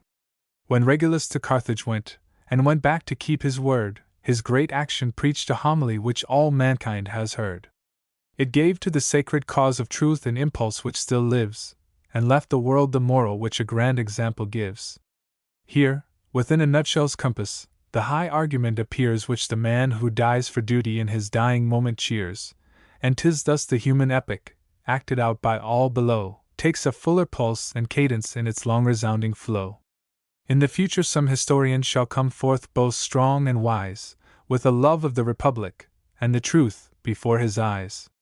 He will show the subtle causes of the war between the states, he will go back in his studies far beyond our modern dates, he will trace out hostile ideas as the miner does the lodes, he will show the different habits born of different social codes, he will show the Union riven, and the picture will deplore, he will show it reunited and made stronger than before. Slow and patient, fair and truthful must the coming teacher be to show how the knife was sharpened that was ground to prune the tree. He will hold the scales of justice, he will measure praise and blame, and the South will stand the verdict, and will stand it without shame. Illustration: Monument at Yorktown, Virginia. Arms and the Man. A metrical address recited on the 100th anniversary of the surrender of Lord Cornwallis at Yorktown on invitation of a joint committee of the Senate and House of the United States Congress. Prologue. Full burnished through the long revolving years, the plowshare of a century today runs peaceful furrows where a crop of spears once stood in war's array. And we, like those who on the Trojan plains see hoary secrets wrenched from upturned sods, who, in their fancy, hear resound again the battle cry of gods. We now, this splendid scene before us spread where freedom's full hexameter began, restore our epic, which the nations read as far its thunders ran. Here visions throng on people and on bard, ranks all glitter in battalions massed and closed around as like a plumed guard, they lead us down the past. I see great shapes in vague confusion march like giant shadows, moving vast and slow, beneath some torchlit temple's mighty arch where long processions go. I see these shapes before me, all unfold, but ne'er can fix them on the lofty wall, nor tell them, save as she of Ender told what she beheld to Saul, the dead statesman. I see his shape who should have led these ranks, Garfield I see whose presence had evoked the stormy rapture of a nation's thanks.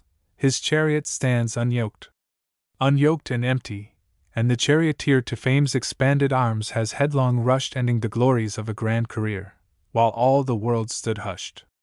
The thunder of his wheels is done, but he sustained by patience, fortitude, and grace, a Christian hero, from the struggle free, has won the Christian's race.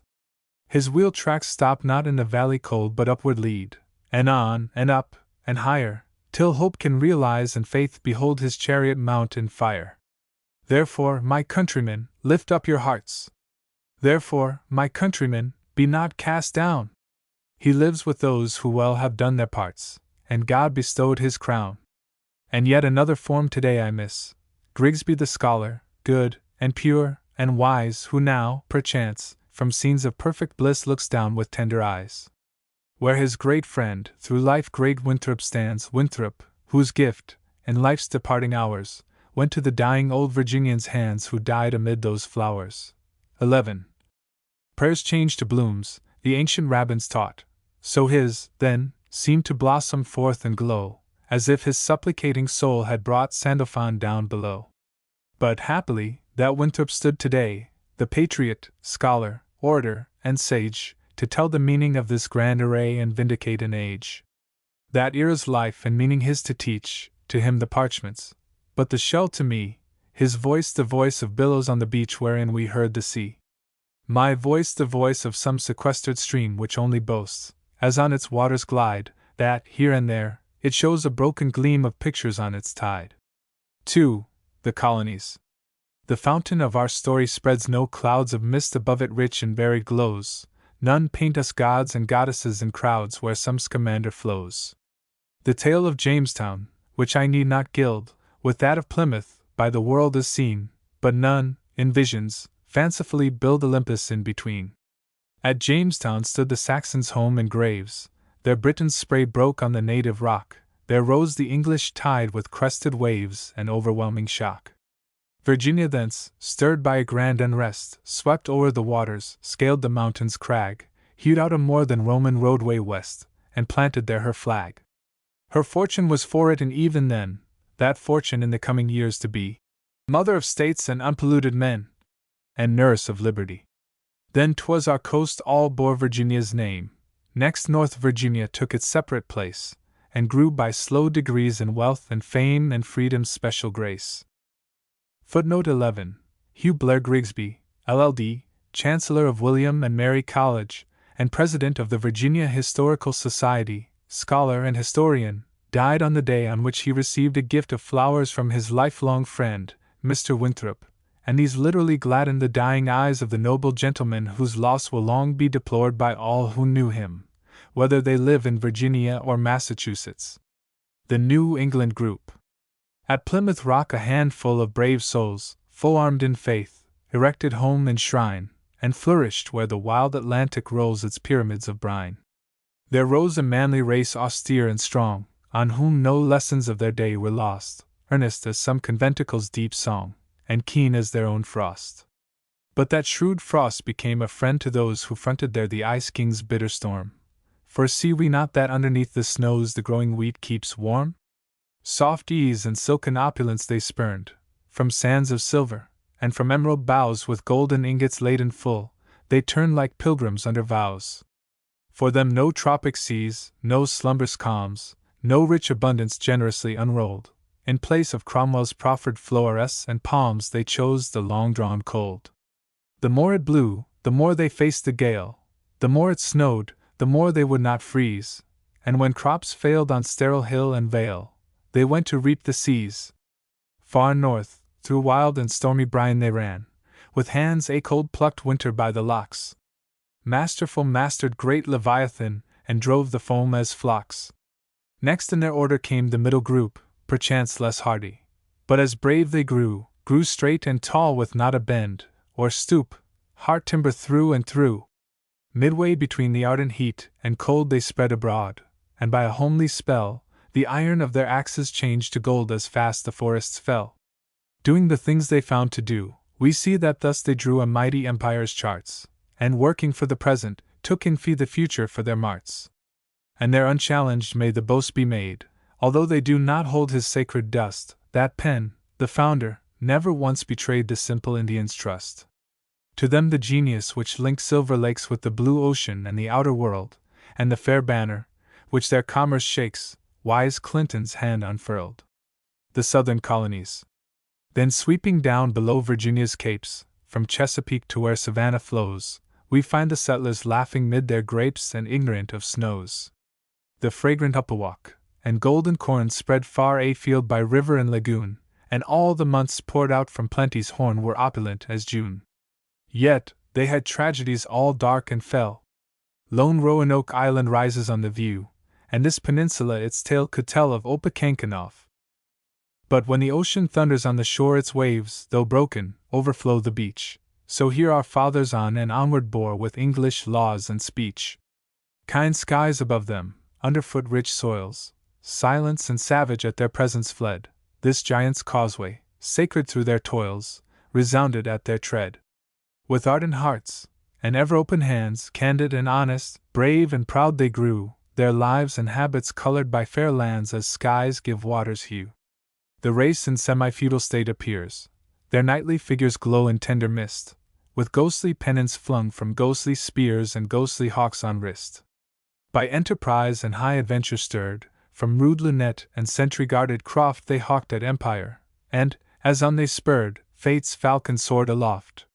Fate's falcon soared aloft full strong and free, with blood on talons, plumage, beak, and breast.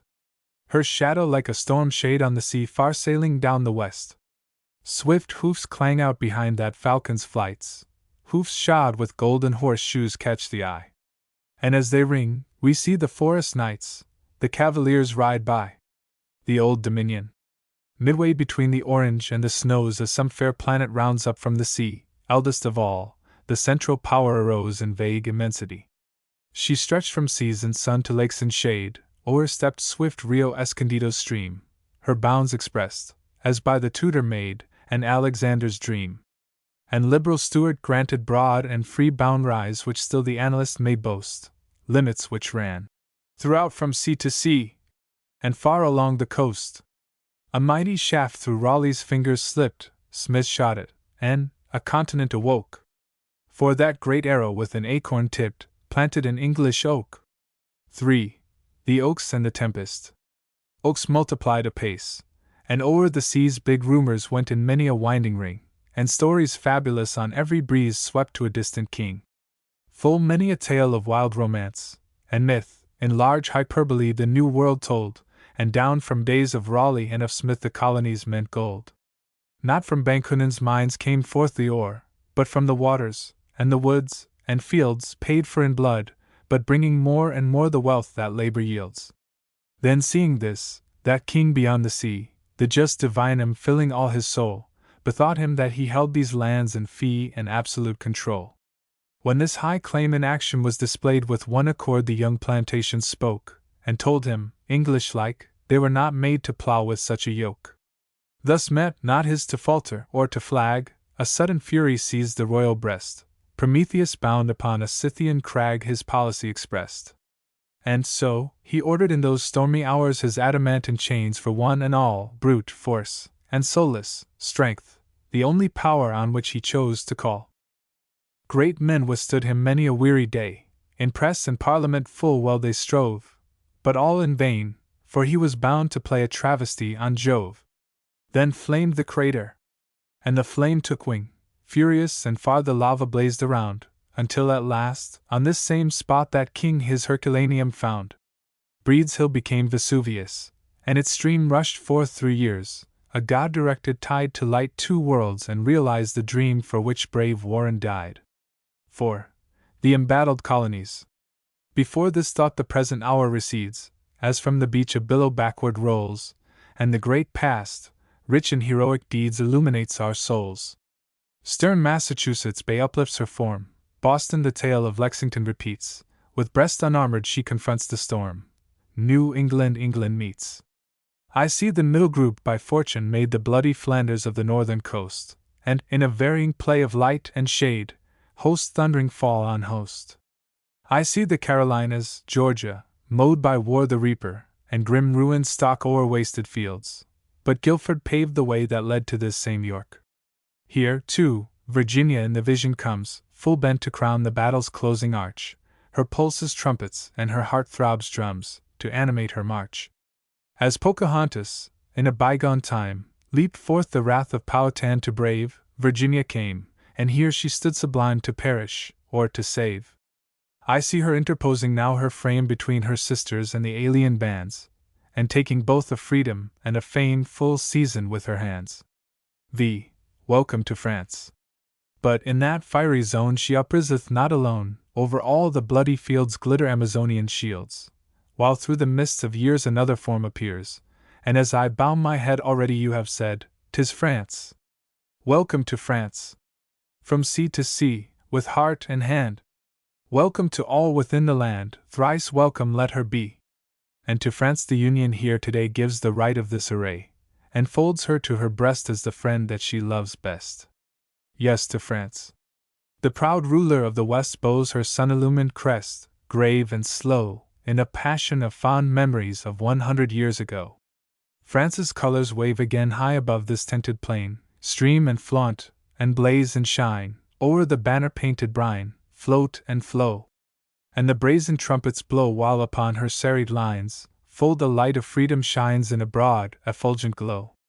And here this day I see the fairest dream that ever yet was dreamt by history. As in cadence, and in time, to the martial throb and rhyme of her bugles and her drums forth a stately vision comes majestically slow, comes a fair and stately vision of 100 years ago. Welcome to France! From sea to sea, with heart and hand. Welcome to all within the land. Thrice welcome let her be, of freedom's guild made free. Welcome! Thrice welcome! Welcome let her be. And as in days of old Walter Raleigh did unfold his gay cloak, with all its hems wrought in braided gold and gems, that his queen might passing tread on the sumptuous cloth outspread, and step on the shining fold or fair samnite rich in gold. So for France, splendid, grand, majestic France, may fortune down her mantle throw to mend the way that she may go. May glory leap before to reap, up to the shoulders turned her sleeves, and fame behind follow to bind unnumbered honors and unnumbered sheaves. And may that mantle forever be under thy footfall, O France the free! Forever and forever. 6. The Allies at Yorktown. And here France came 100 years ago. Red, russet, purple glowed upon the trees, and sunset glories deepened in their glow along the painted seas. A wealth of color blazed on land and wave, topaz and gold, and crimson met the eye. October hailed the ships which came to save with banners in the sky. De Barras swept down from the northern coast, De Grasse, foam driving, came with favoring breeze, and here surprised the proud, marauding hosts like spectres of the seas. Then was no time for such a boastful strain as Campbell sang o'er Baltic's bloody tide, nor did Britannia dominate the main in customary pride. France closed this river, and France ruled yon sea, held all our waters in triumphant state, her sails foretelling what was soon to be like ministers of fate. And when the Union chants her proudest lay, De Grasse is often on her tuneful lips, and his achievement challenges today some Homer of the ships. So, when this spot its monument shall crown his name upon its base, 2 worlds shall see, with a fair wind his story shall sail down through ages yet to be. 7. The Ravages of War. This on the water, on the land a scene whose epic scope is far beyond my power, for on this spot a people's fate hath been decided in an hour. Long was the conflict waged through weary years counted from when the sturdy farmers fell. Hopes crucified, red trenches, bitter tears, made man another hell. See pallid women girt in woe and weeds. See little children gaunt for lack of food. Behold the catalogue of war's black deeds where evil stands for good. See slaughtered cattle, never more to roam, rot in the fields, while chimneys tall and bare tell in dumb pathos how some quiet home lit up the midnight air. See that burnt crop, yon choked up sylvan well, this yeoman's slain ye Corvin in the sun. My God! Shreds of a woman's dress to tell why murder there was done. Such things as these gave edge to all the blows our fathers struck on this historic sod, feet, hands, and faces turned toward their foes, their valiant hearts to God. 8. The lines around Yorktown. Troops late by Williamsburg's brave palace walls, with trump and drum had marched down Gloucester Street, and some with throb of oars, and loud sea calls had landed from the fleet. And well our leader had befooled his foes, left them like archers blundering in the dark to draw against the empty space their bows, while here was their true mark. Brave Lincoln on the right with kindling eye smiles mid the cares of grave command immersed, to see dramatic retribution nigh and Charleston's fate reversed. The light troops stood upon the curved right flank, New Hampshire, Massachusetts Bay were there, Connecticut marched with them, rank on rank, and gallant Delaware. There, too, Virginia's sturdy yeomen stood, led on by Nelson of the open hand, as thick and stubborn as a living wood in some enchanted land. Next came the steady continental line, Rhode Island, and New Jersey, breast to breast, ready to tread the hot and smoking wine from war's red clusters pressed. New York and Pennsylvania on these plains closed boldly in on the embattled town, nor feared they threatened penalties and pains of Parliament, or Crown. And Maryland, the gay and gallant came, as always ready for the battle's brunt, and here again Virginia faced the flame along the deadly front. 9. The French in the trenches. And as the Allied hosts advance, all the left wing is given to France, and fame. Yes, these together always ride the Dioscuri of the tide where war plays out the game. And that broad front is hers to hold with hand of iron, heart of gold, and helmet plumed with flame. Across the river broad she sends Decoisy and Lauson where ends the leaguer far and wide, while Weedon seconds as he may the gallant Frenchman in array upon the Gloucester side. As waves hurled on a stranded keel make all the oaken timbers reel with many a ponrouse blow, so day by day, and night by night the French like billows foaming white thunder against the foe. X. Nelson and the gunners.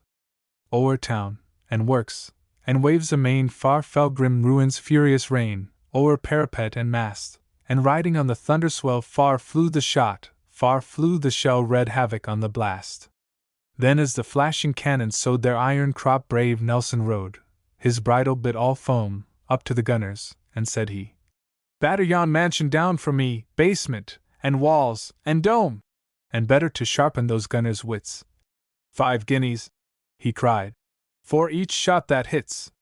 That mansion was his home. 11. The beleaguered town. Behind the town the sun sinks down gilding the vane upon the spire, while many a wall reels to its fall beneath the fell artillery fire. As sinks that sun mortar and gun like living things leap grim and hot, and far and wide across the tide spray furrows show the flying shot. White smoke and clouds yon earthwork shrouds where, steeped in battle to the lips, the French amain pour fiery rain on town, and walls, and English ships. That deadly sleet smites lines and fleet, as closes in the autumn night, and Abbeville from head to heel thrills with the battle's wild delight. At every flash oak timbers crash, a sudden glare yon frigate dies. Then flames upgush, and roar, and rush, from deck to where her pennon flies. Those flames on high crimson the sky and paint their signals overhead, and every fold of smoke is rolled, and woven in Plutonian red. All radiant now taffrail and prow, and hull, and cordage, beams and spars, thus lit she sails on fiery gales to purple seas where float the stars.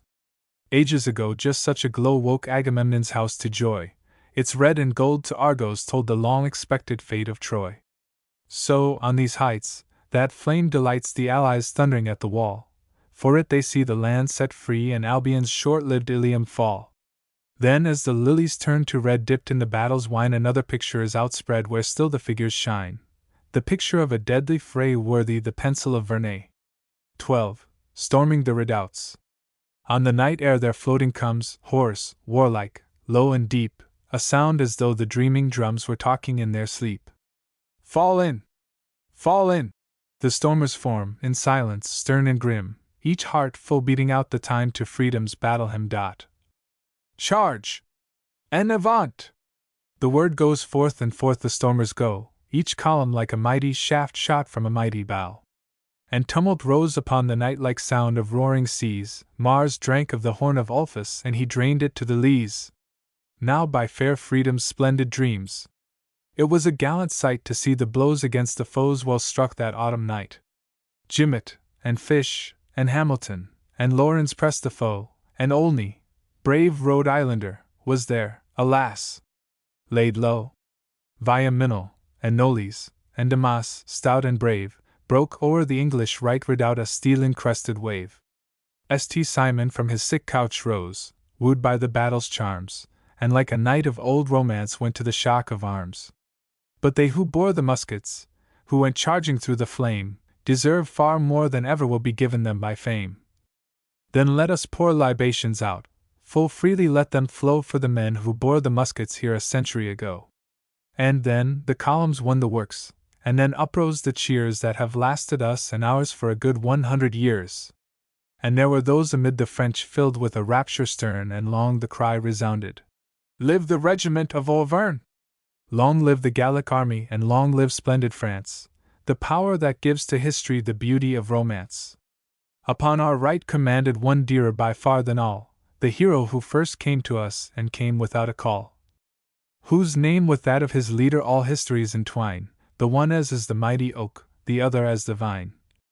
The one the staff, the other the great banner on its lance.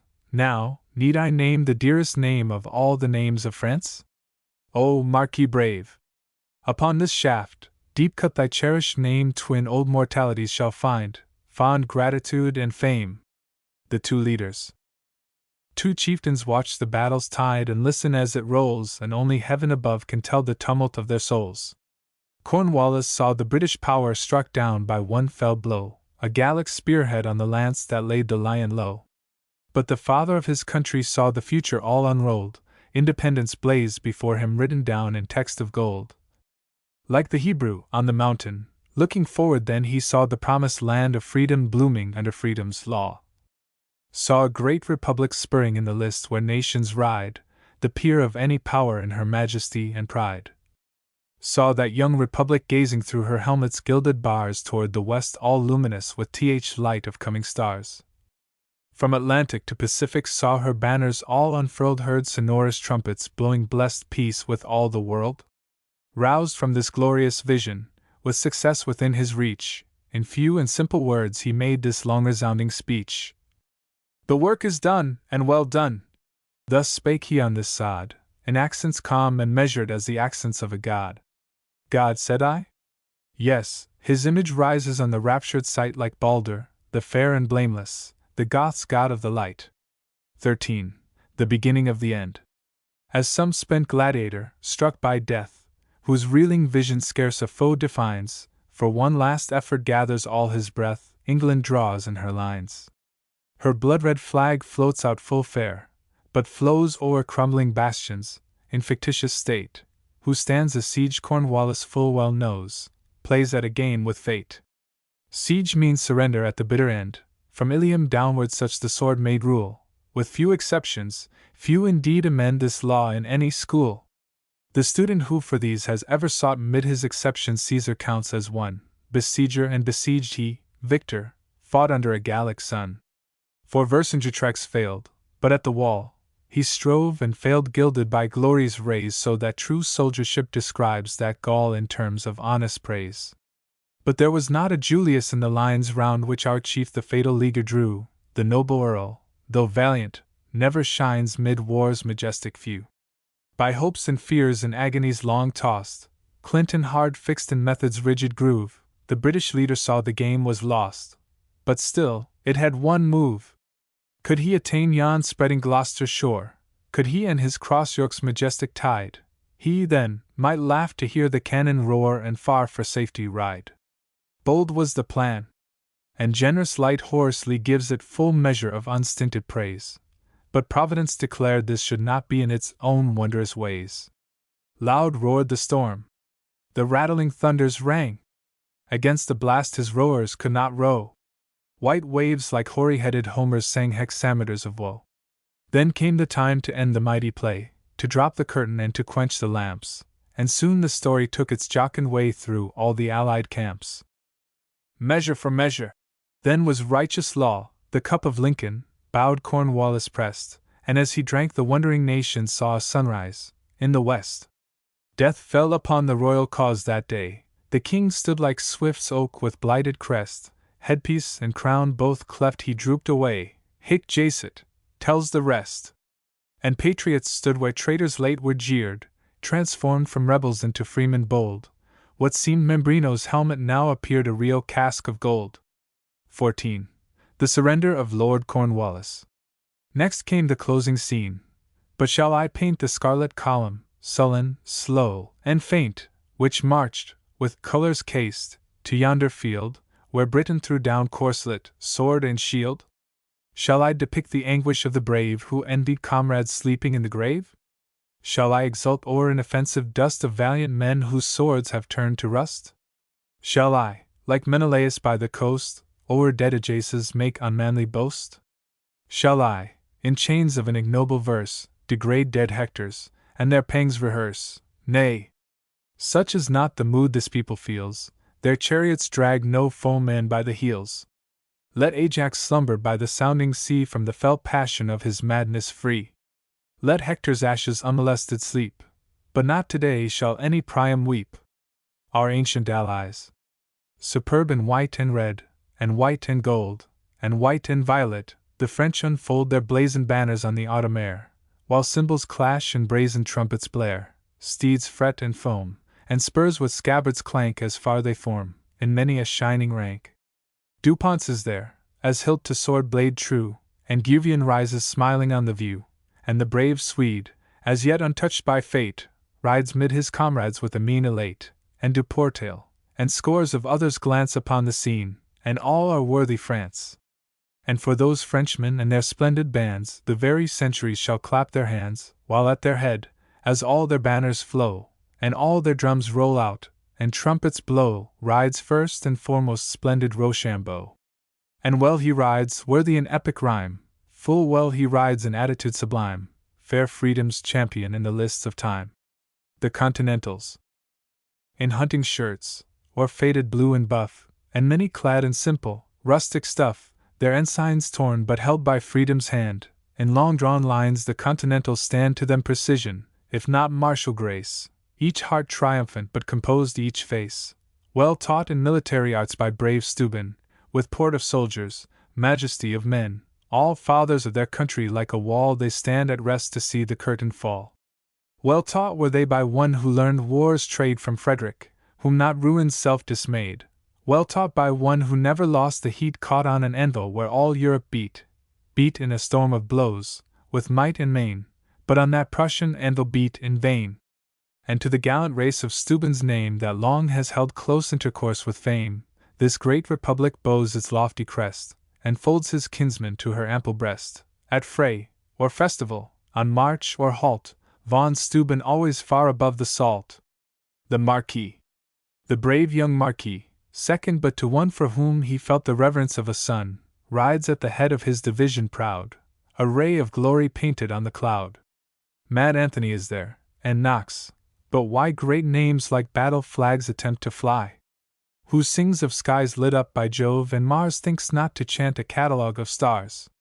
I bow me low, and bowing low I pass unnumbered heroes in unnumbered mass, while at their head in grave and sober state rides one whom time has found completely great master of fortune and the match of fate. Then Tillman mounted on these plains of York swift sped away as speeds the homing hawk, and soon 'twas his to wake that watchman's cry that woke all nations and shall never die. The ancient enemies. Brave was the foeman. Well he held his ground. But here defeat at kindred hands he found. The shafts rained on him, in a righteous cause, came from the quiver of old England's laws. He fought in vain, and on this spot went down the just divinum, and the kingly crown. But for those scenes time long has made amends. The ancient enemies are present friends. 2 swords, in Massachusetts, rich in dust, and better still, the peacefulness of rust, told the whole story in its double parts to one who lives in 2 great nations' hearts, and late above old England's roar and in slow-tolling bells spoke sympathy of kin. Victoria's wreath blooms on the sleeping breast of him just gone to his reward and rest. And firm and fast between 2 mighty powers new treaties live in those undying flowers. The splendid 3. Turn back my gaze, on Spain's romantic shore I see Gaul bending by the grave of Moor, and later, when the page of fame I scan I see brave France at deadly Inkerman, while on red Balaclava's field I hear Gallia's applause swell Albion's ringing cheer. England and France, as allies, side by side fought on the Pihot's melancholy tide, and there, brave Tattnall, ere the fight was done, stirred English hearts as far as shone the sun, or tides and billows in their courses run. That day, mid the dark Pihot's slaughter, he said, "Blood is thicker than water!" And your true man, though brayed in a mortar, at feast or at fray will still feel it and say as he said, "Blood is thicker than water!" And full homely is the saying, but this story always starts an answer from 10,000 times 10,000 kindred hearts. Then let us pray that as the sun shines ever on the sea, fair peace forevermore may smile upon the splendid 3. May happy France see purple grapes aglow on all her hills, and England breast deep in her corn laugh back a laugh of rills. May this fair land to which all roads lead as the roads of Rome led to th eternal city's gates still offer man a home of peace and plenty, and of freedom and of ease, with all before him where to choose between the shining seas. May the war cries of the captains yield to happy reapers' shouts, and the clover-whitened bastions and the olive-shade redoubts. 15. The war horse draws the plough. At last our fathers saw the treaty sealed, victory unhelmed her broad, majestic brow, the sword became a sickle in the field, the war horse drew the plough. There is a time when men shape for their land its institutions mid some tempest's roar, just as the waves that thunder on the strand shape out and round the shore. Then comes a day when institutions turn and carve the men, or cast them into molds. One era trembles while volcanoes burn, another age beholds the hardened lava change to hills and leas, with blooming glades and orchards intermixed, vineyards which look abroad o'er purple seas, and deep foundations fixed. So, when fell chaos like a baleful fate, what we had once seen bent to snatch away, sound thinkers rose who fashioned out the state as potters fashion clay. 16. Heroes and statesmen. Of their great names I may record but few. He who beholds the ocean white with sails and copies each confuses all the view. He paints too much, and fails. His picture shows no high, emphatic light, its shadows and full mass refuse to fall, and as its broken details meet the light, men turn it to the wall. Of those great names but few may pass my lips, for he who speaks of Salamis then sees not men who there commanded Grecian ships, but grand Themistocles. Yet some I mark, and these discreetly take to grace my verse through duty and design, as one notes sparks that leave the broadest wake upon the stormy brine. These rise before me, and their mason stands the Constitution maker firm and bold, like Bernal Diaz, planting with kind hands fair trees to blaze in gold. Amid the lofty group sedate, I see great Franklin muse where truth had locked her stores, holding within his steady hand the key that opened many doors. And Trumbull, strong as hammered steel of old, stands boldly out in clear and high relief, a blade unbending worth a hilt of gold. He never failed his chief. Then Robert Morris glides into my verse, turning the very stones that need to bread, filling the young republic's slender purse when credit's self seemed dead.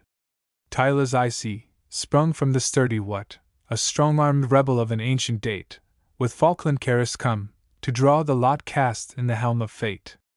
And Marshall in his ermine white as snow, wise, learned and profound fame loves to draw, his noble function on the bench to show that reason is the law. His sword unbuckled and his brows unbent, the gallant Hamilton again appears, and in fair freedom's mighty parliament he marches with the peers. Henry is there beneath his civic crown, he speaks in words that thunder as they flow, and as he speaks his thundertones bring down an avalanche below. Nor does John Adams in the picture lag, he was as bold, as resolute, and free, as is the eagle on a misty crag above a stormy sea. And mid his fellows in those days of need, impassioned Jefferson burns like a sun, the New World's prophet of the New World's creed, prophet and priest in one.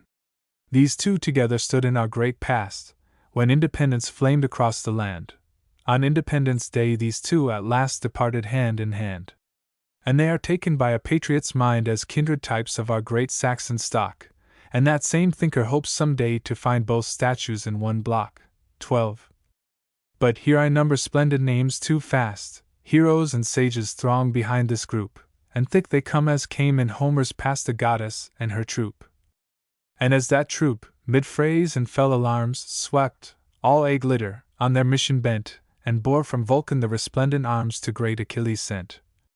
So came the names that light my pious song, came bearing union forged in high debates, a sun-illuminated shield, and strong, to guard these mighty states. The shield sent to the son of Peleus glowed with hammered wonders, all without a flaw, the shield of union in its splendor showed the compromise of law. And as the epic lifts a form sublime for all the ages on its plinth of gold, so does our story, challenging all time, its crowning shape uphold. Footnote 12. This fine idea is borrowed from one of the addresses of Mr. Winthrop, the orator of the occasion. 17. Pater Patri. Achilles came from Homer's Jove-like brain, pavilion mid his ships where Thetis trod, but he whose image dominates this plain came from the hand of God. Yet of his life, which shall all time adorn, I dare not sing. To try the theme would be to drink as 'twere that Scandinavian horn whose tip was in the sea. I bow my head and go upon my ways. Who tells that story can but gild the gold? Could I pile Alps on Apennines of praise, the tale would not be told. Not his the blade which lyric fables say cleft Pyrenees from ridge to nether bed, but his the sword which cleared the sacred way for freedom's feet to tread. Not Caesar's genius nor Napoleon's skill gave him proud mastery o'er the trembling earth, but great in honesty, and sense and will, he was the man of worth. He knew not north, nor south, nor west, nor east, childless himself, father of states he stood, strong and sagacious as a knight turned priest, and vowed to deeds of good. Compared with all earth's heroes I may say he was, with even half his virtues hid, greater in what his hand refrained than they were great in what they did. And thus his image dominates all time, uplifted like the everlasting dome which rises in a miracle sublime above eternal Rome. On Rome's once blooming plain where'er we stray, that dome majestic rises on the view, its cross aglow with every wandering ray that shines along the blue. So his vast image shadows all the lands, so holds forever man's adoring eye, and o'er the Union which he left it stands our cross against the sky. 18. The flag of the Republic. My harp soon ceases, but I hear allege its strings are in my heart and tremble there. My song's last strain shall be a claim and pledge, a claim, a pledge, a prayer. I stand, as stood, in storied days of old, Vasco Balboa staring o'er bright seas when fair Pacific's tide of limpid gold surged up against his knees. For haughty Spain, her banner in his hand, he claimed a new world, sea and plain and crag. I claim the future's ocean for this land, and here I plant her flag. Float out, O flag, from freedom's burnished lance. Float out, O flag, in red and white and blue. The Union's colors and the hues of France commingled on the view.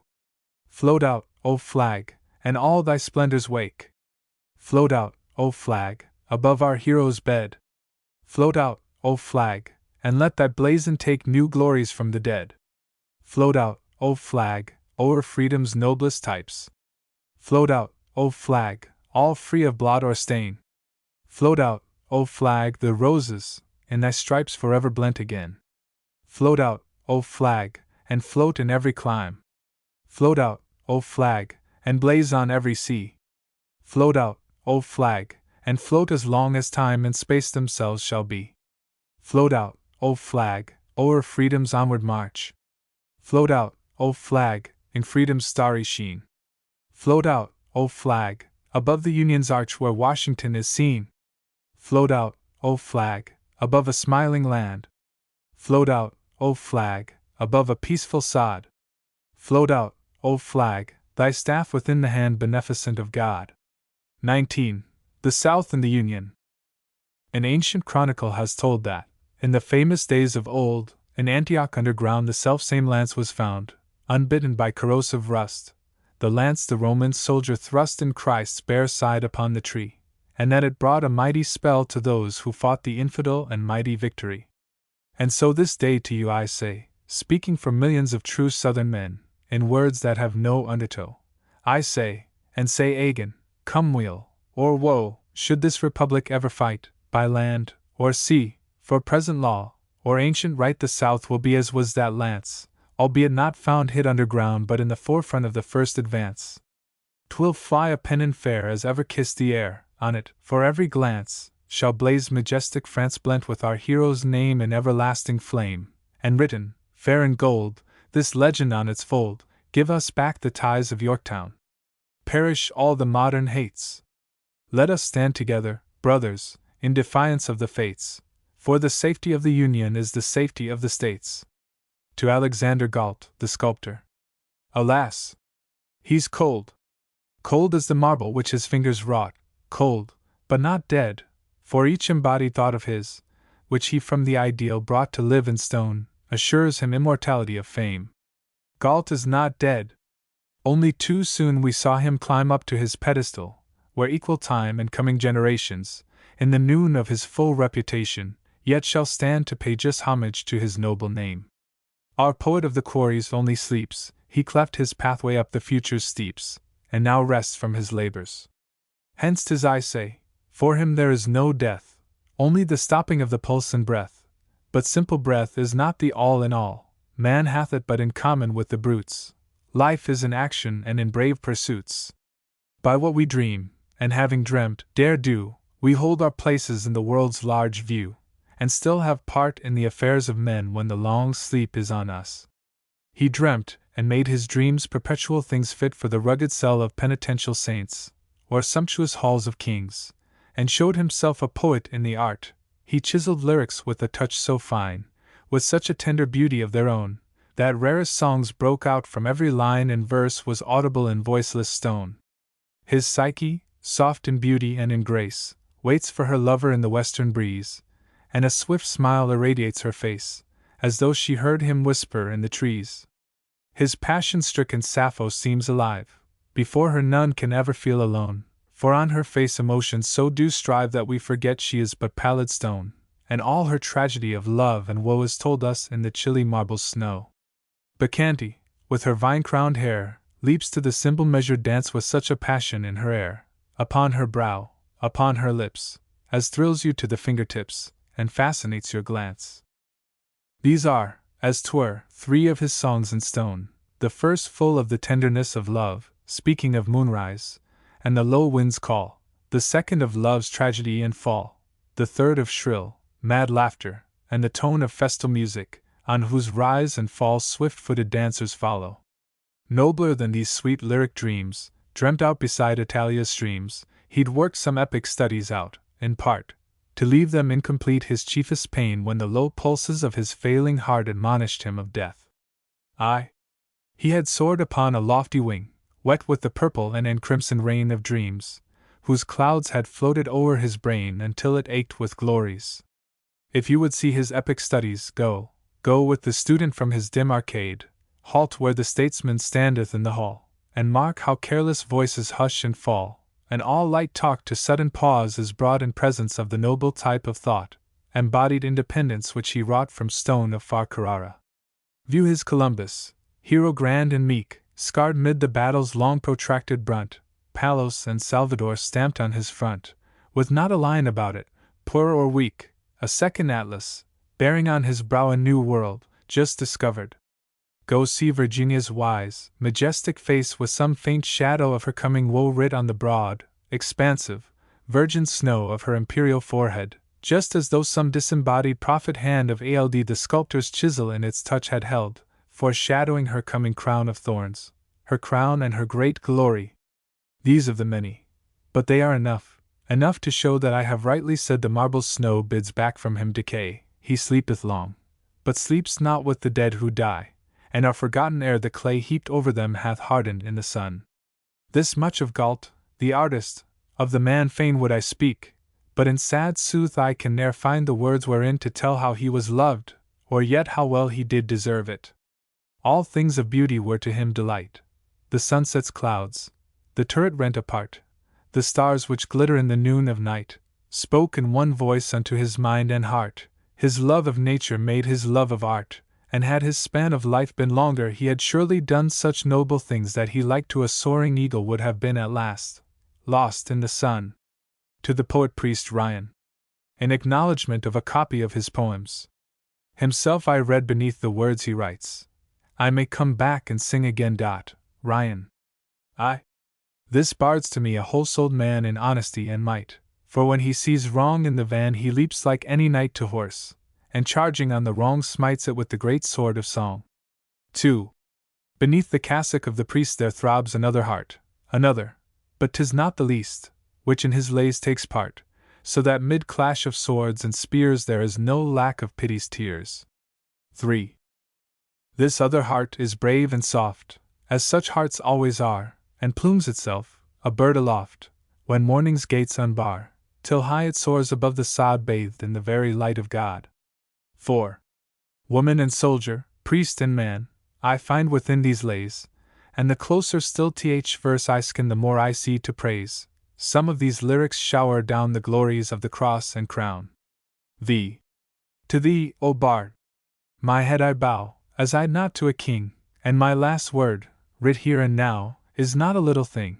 Recall the promise of thy strain, thou art to come and sing again. 3 names. Virginia in her proud, colonial days boast 3 great names which full of glory shine. 2 glitter like the burnished heads of spears, the third in tender light is half divine. Turning that page my eager fancy hears trumpets and drums, and fleet on fleet appears. Those names are graven deep and broad to last and outlast ages, while recording time hands down their story, worth an epic rhyme to light her future by her splendid past. One planned the Saxons' empire o'er these lands, the other planted it with valiant hands, the third, with mercy's soft, celestial beams, lights fair romances, histories and dreams. Sir Walter Raleigh. Whether in velvet white, slashed, and bepearled, and rich in knots of clustering gems aglow, or, in his rusted armor, he unfurled St. George's cross by Orinoco's flow, he was a man to note right well as one who shot his arrows straightway at the sun. Dark was his hair, his beard all crisp and curled, and narrow-lidded were his piercing eyes, and hungered in their glances for a world that he might win by daring enterprise. Explorer, soldier, scholar, poet, he not only wrote but acted history, and that great captain, of our Saxon stock, took his last slumber on the ghastly block. Captain John Smith. A yeoman born, with patrimony small, he held the world at large as his estate, found fit advices in the bugle's call, and took his part in iron-tongued debate where'er one sword another sword blade notched. Ne'er was he slain, though often he was scotched, now down, now up, but always fronting fate. At last a figure resolute, and grand in arms he leaped upon Virginia's strand. Fitted in many schools his course to steer, he knew the axe, the musketoon, and brand, how to obey, and better to command. First of his line he stood, a planted spear the new world saw the English pioneer. Pocahontas. Her story, sure, was fashioned out above, ere 't was enacted on the scene below. For 't was a very miracle of love when from the savage hawk's nest came the dove with wings of peace to stay the ordered blow. The hawk's plumes bloody, but the dove's as snow. And here my heart oppressed by pleasant tears yields to a young girl's half-angelic spell. Yes, for that maiden like a saint appears. She needs no fresco, stone, nor shrine to tell her story to the people of this land. Saint of the wilderness, enthroned amid the wooded minster where the pagan hid. Sunset on Hampton Roads. Behind me purplish lines marked out the town, before me stretched the noble roadstead's tide, and there I saw the evening sun go down, casting a parting glory far and wide. As king who for the call puts off his crown, so went the sun, and left a wealth of light ere hidden by the cloister gates of night. Beholding this my soul was stilled in prayer. I understood how all men, save the blind, might find religion in a scene so fair and formulate a creed within the mind. See prophesies in clouds, fates in the air, the skies flamed red, the murmuring waves were hushed. The conscious water saw its God and blushed. A king's gratitude.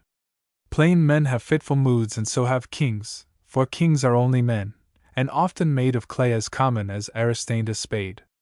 But when the great are moody, then the strings of gilded harps are smitten, and their strains are soft and soothing as the summer rains. And Saul was taken by an evil mood, he felt within himself his spirit faint. In vain he tossed upon his couch, and wooed refreshing slumbers. Sleep knows no constraint. Then David came, his physic and advice all in a harp, and cleared the mind of Saul. And Saul thereafter launched his javelin twice to nail the harper to the palace wall. The twinses. 13. 2 little children toddled up to me, their faces fair as faces well could be, roses and snow, but pale the roses were like flowers fainting for the lack of air.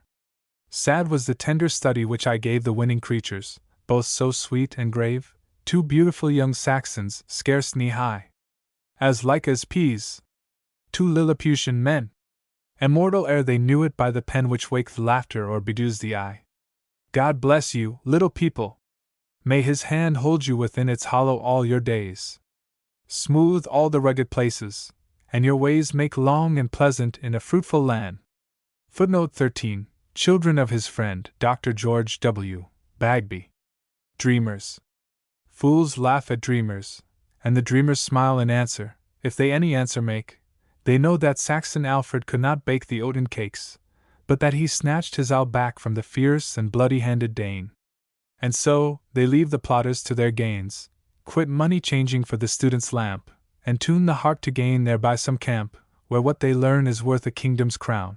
They fashion bows and arrows to bring down the mighty truths which sail the upper air. To them the facts which make the fool's despair become familiar, and 1,000 things tell them the secrets they refuse to kings. Under one blanket. The sun went down in flame and smoke, the cold night passed without alarms, and when the bitter morning broke our men stood to their arms. But not a foe in front was found after the long and stubborn fight. The enemy had left the ground where we had lain that night. In hollows where the sun was lost unthawed still lay the shining snow, and on the rugged ground the frost and slender spears did grow. Close to us, where our final rush was made at closing in of day, we saw, amid an awful hush, the rigid shapes of clay. Things, which but yesterday had life, and answered to the trumpet's call, remained as victims of the strife, clods of the valley all. Then, the grim detail marched away a grave from the hard soil to wrench wherein should sleep the blue and grey all in a ghastly trench. A thicket of young pines arose, midway upon that frosty ground, a shelter from the winds and snows, and by its edge I found 2 stiffened forms, where they had died, as sculptured marble white and cold, lying together side by side beneath one blanket's fold. My heart already touched and sad the blanket down I gently drew and saw a sturdy form, well clad from head to heel in blue. Beside him, gone from many a fast, a pale and boyish rebel, lay, free of all pangs of life, at last, in tattered suit of grey. There side by side those soldiers slept each for the cause that he thought good, and bowing down my head I wept through human brotherhood. Oh, sirs! It was a piteous thing to see how they had vainly tried with strips of shirts, and bits of string, to stay life's ebbing tide. The story told itself aright. Prints scarce were plainer to the eye, how they together in the night had laid them down to die. The story told itself, I say, how smitten by their wounds and cold they nestled close, the blue and grey, beneath one blanket's fold. All their poor surgery could do they did to stop their wounds so deep, until at last the grey and blue like comrades fell asleep. We dug for them a generous grave, under that sombre thicket's lee, and there we laid the sleeping brave to wait God's reveille. That grave by many a tear was graced from ragged heroes ranged around as in one blanket they were placed in consecrated ground. Aye, consecrated, without flaw, because upon that bloody sod my soul uplifted stood and saw where Christ had lately trod. The Lee Memorial Ode. Great Mother of great commonwealths! Men call our Mother State, and she so well has earned this name that she may challenge fate to snatch away the epithet long given her of great. First of all old England's outposts to stand fast upon these shores, soon she brought a mighty harvest to a people's threshing floors, and more than golden grain was piled within her ample doors. Behind her stormy sunrise shone, her shadow fell vast and long, and her mighty Admiral, English Smith, heads a prodigious throng of as mighty men, from Raleigh down, as ever rose in song. Her names are the shining arrows which her ancient quiver bears, and their splendid sheaf has thickened through the long march of the years, while her great shield has been burnished by her children's blood and tears. Yes, it is true, my countrymen, we are rich in names and blood, and red have been the blossoms from the first colonial bud, while her names have blazed as meteors by many a field and flood. And as some flood tumultuous and sounding billows rolled gives back the evening's glories in a wealth of blazing gold, so does the present from its waves reflect the lights of old. Our history is a shining sea locked in by lofty land and its great pillars of Hercules, above the shining sand, I here behold in majesty uprising on each hand. These pillars of our history, in fame forever young, are known in every latitude and named in every tongue, and down through all the ages their story shall be sung.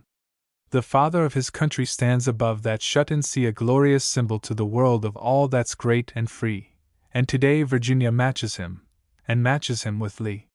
2. Who shall blame the social order which gave us men as great as these? Who condemn the soil of tea forests which bring forth gigantic trees?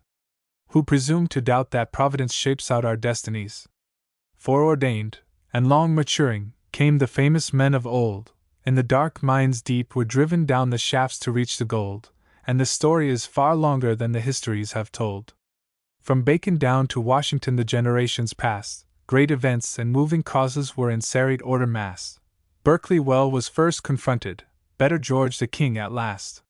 From the time of that stern ruler to our own familiar days long the pathway we have trodden, hard and devious were its ways till at last there came the second mightier revolution's blaze. Till at last there broke the tempest like a cyclone on the sea, when the lightnings blazed and dazzled and the thunders were set free, and riding on that whirlwind came majestic Robert Lee. Who, again I ask the question, who may challenge and debate, with any show of truthfulness, our former social state which brought forth more than heroes in their lives supremely great? Not Peter, the wild crusader, when bent upon his knee, not Arthur and his belted knights, and the poet's song, could be more earnest than those southern men who followed Robert Lee. They thought that they were right, and this was hammered into those who held that crest all drenched in blood where the bloody angle rose. As for all else, it passes by as the idle wind that blows. 3. Then stand up, O my countrymen, and unto God give thanks, on mountains, and on hillsides and by sloping river banks. Thank God that you were worthy of the grand Confederate ranks. That you who came from uplands and from beside the sea, filled with love of old Virginia and the teachings of the free, may boast in sight of all men that you followed Robert Lee. Peace has come. God give his blessing on the fact and on the name. The South speaks no invective and she writes no word of blame, but we call all men to witness that we stand up without shame. Nay, send it forth to all the world that we stand up here with pride, with love for our living comrades and with praise for those who died, and in this manly frame of mind till death we will abide. God and our consciences alone give us measure of right and wrong. The race may fall unto the swift and the battle to the strong, but the truth will shine in history and blossom into song. Human grief full oft by glory is assuaged and disappears when its requiem swells with music like the shock of shields and spears, and its passion is too full of pride to leave a space for tears. And hence today, my countrymen, we come, with undimmed eyes, in homage of the hero Lee, the good, the great, the wise. And at his name our hearts will leap till his last old soldier dies. Ask me, if so you please, to paint storm winds upon the sea, tell me to weigh great Cheops, set volcanic forces free, but bid me not, my countrymen, to picture Robert Lee. As Saul, bound for Damascus fair, was struck blind by sudden light, so my eyes are pained and dazzled by a radiance pure and white shot back by the burnished armor of that glory-belted knight.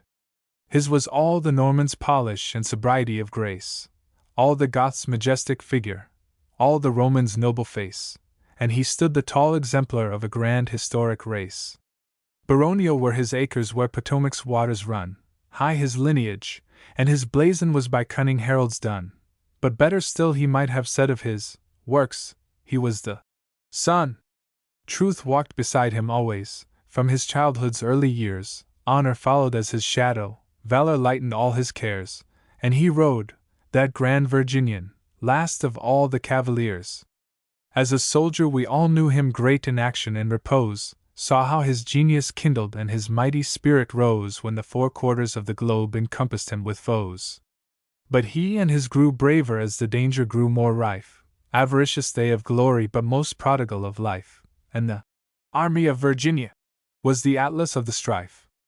As his troubles gathered round him, thick as waves that beat the shore, Atracura rode behind him, famine's shadow filled his door, still he wrought deeds no mortal man had ever wrought before.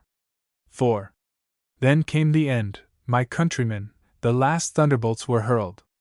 Worn out by his own victories his battle flags were furled, and a history was finished that has changed the modern world. As some saint in the arena of a bloody Roman game, as the prize of his endeavor, put on an immortal frame, through long agonies our soldier won the crown of martial fame. But there came a greater glory to that man supremely great, when his just sword he laid aside in peace to serve his state, for in his classic solitude he rose up and mastered fate. He triumphed, and he did not die, no funeral bells are told, but on that day in Lexington fame came herself to hold his stirrup while he mounted to ride down the streets of gold.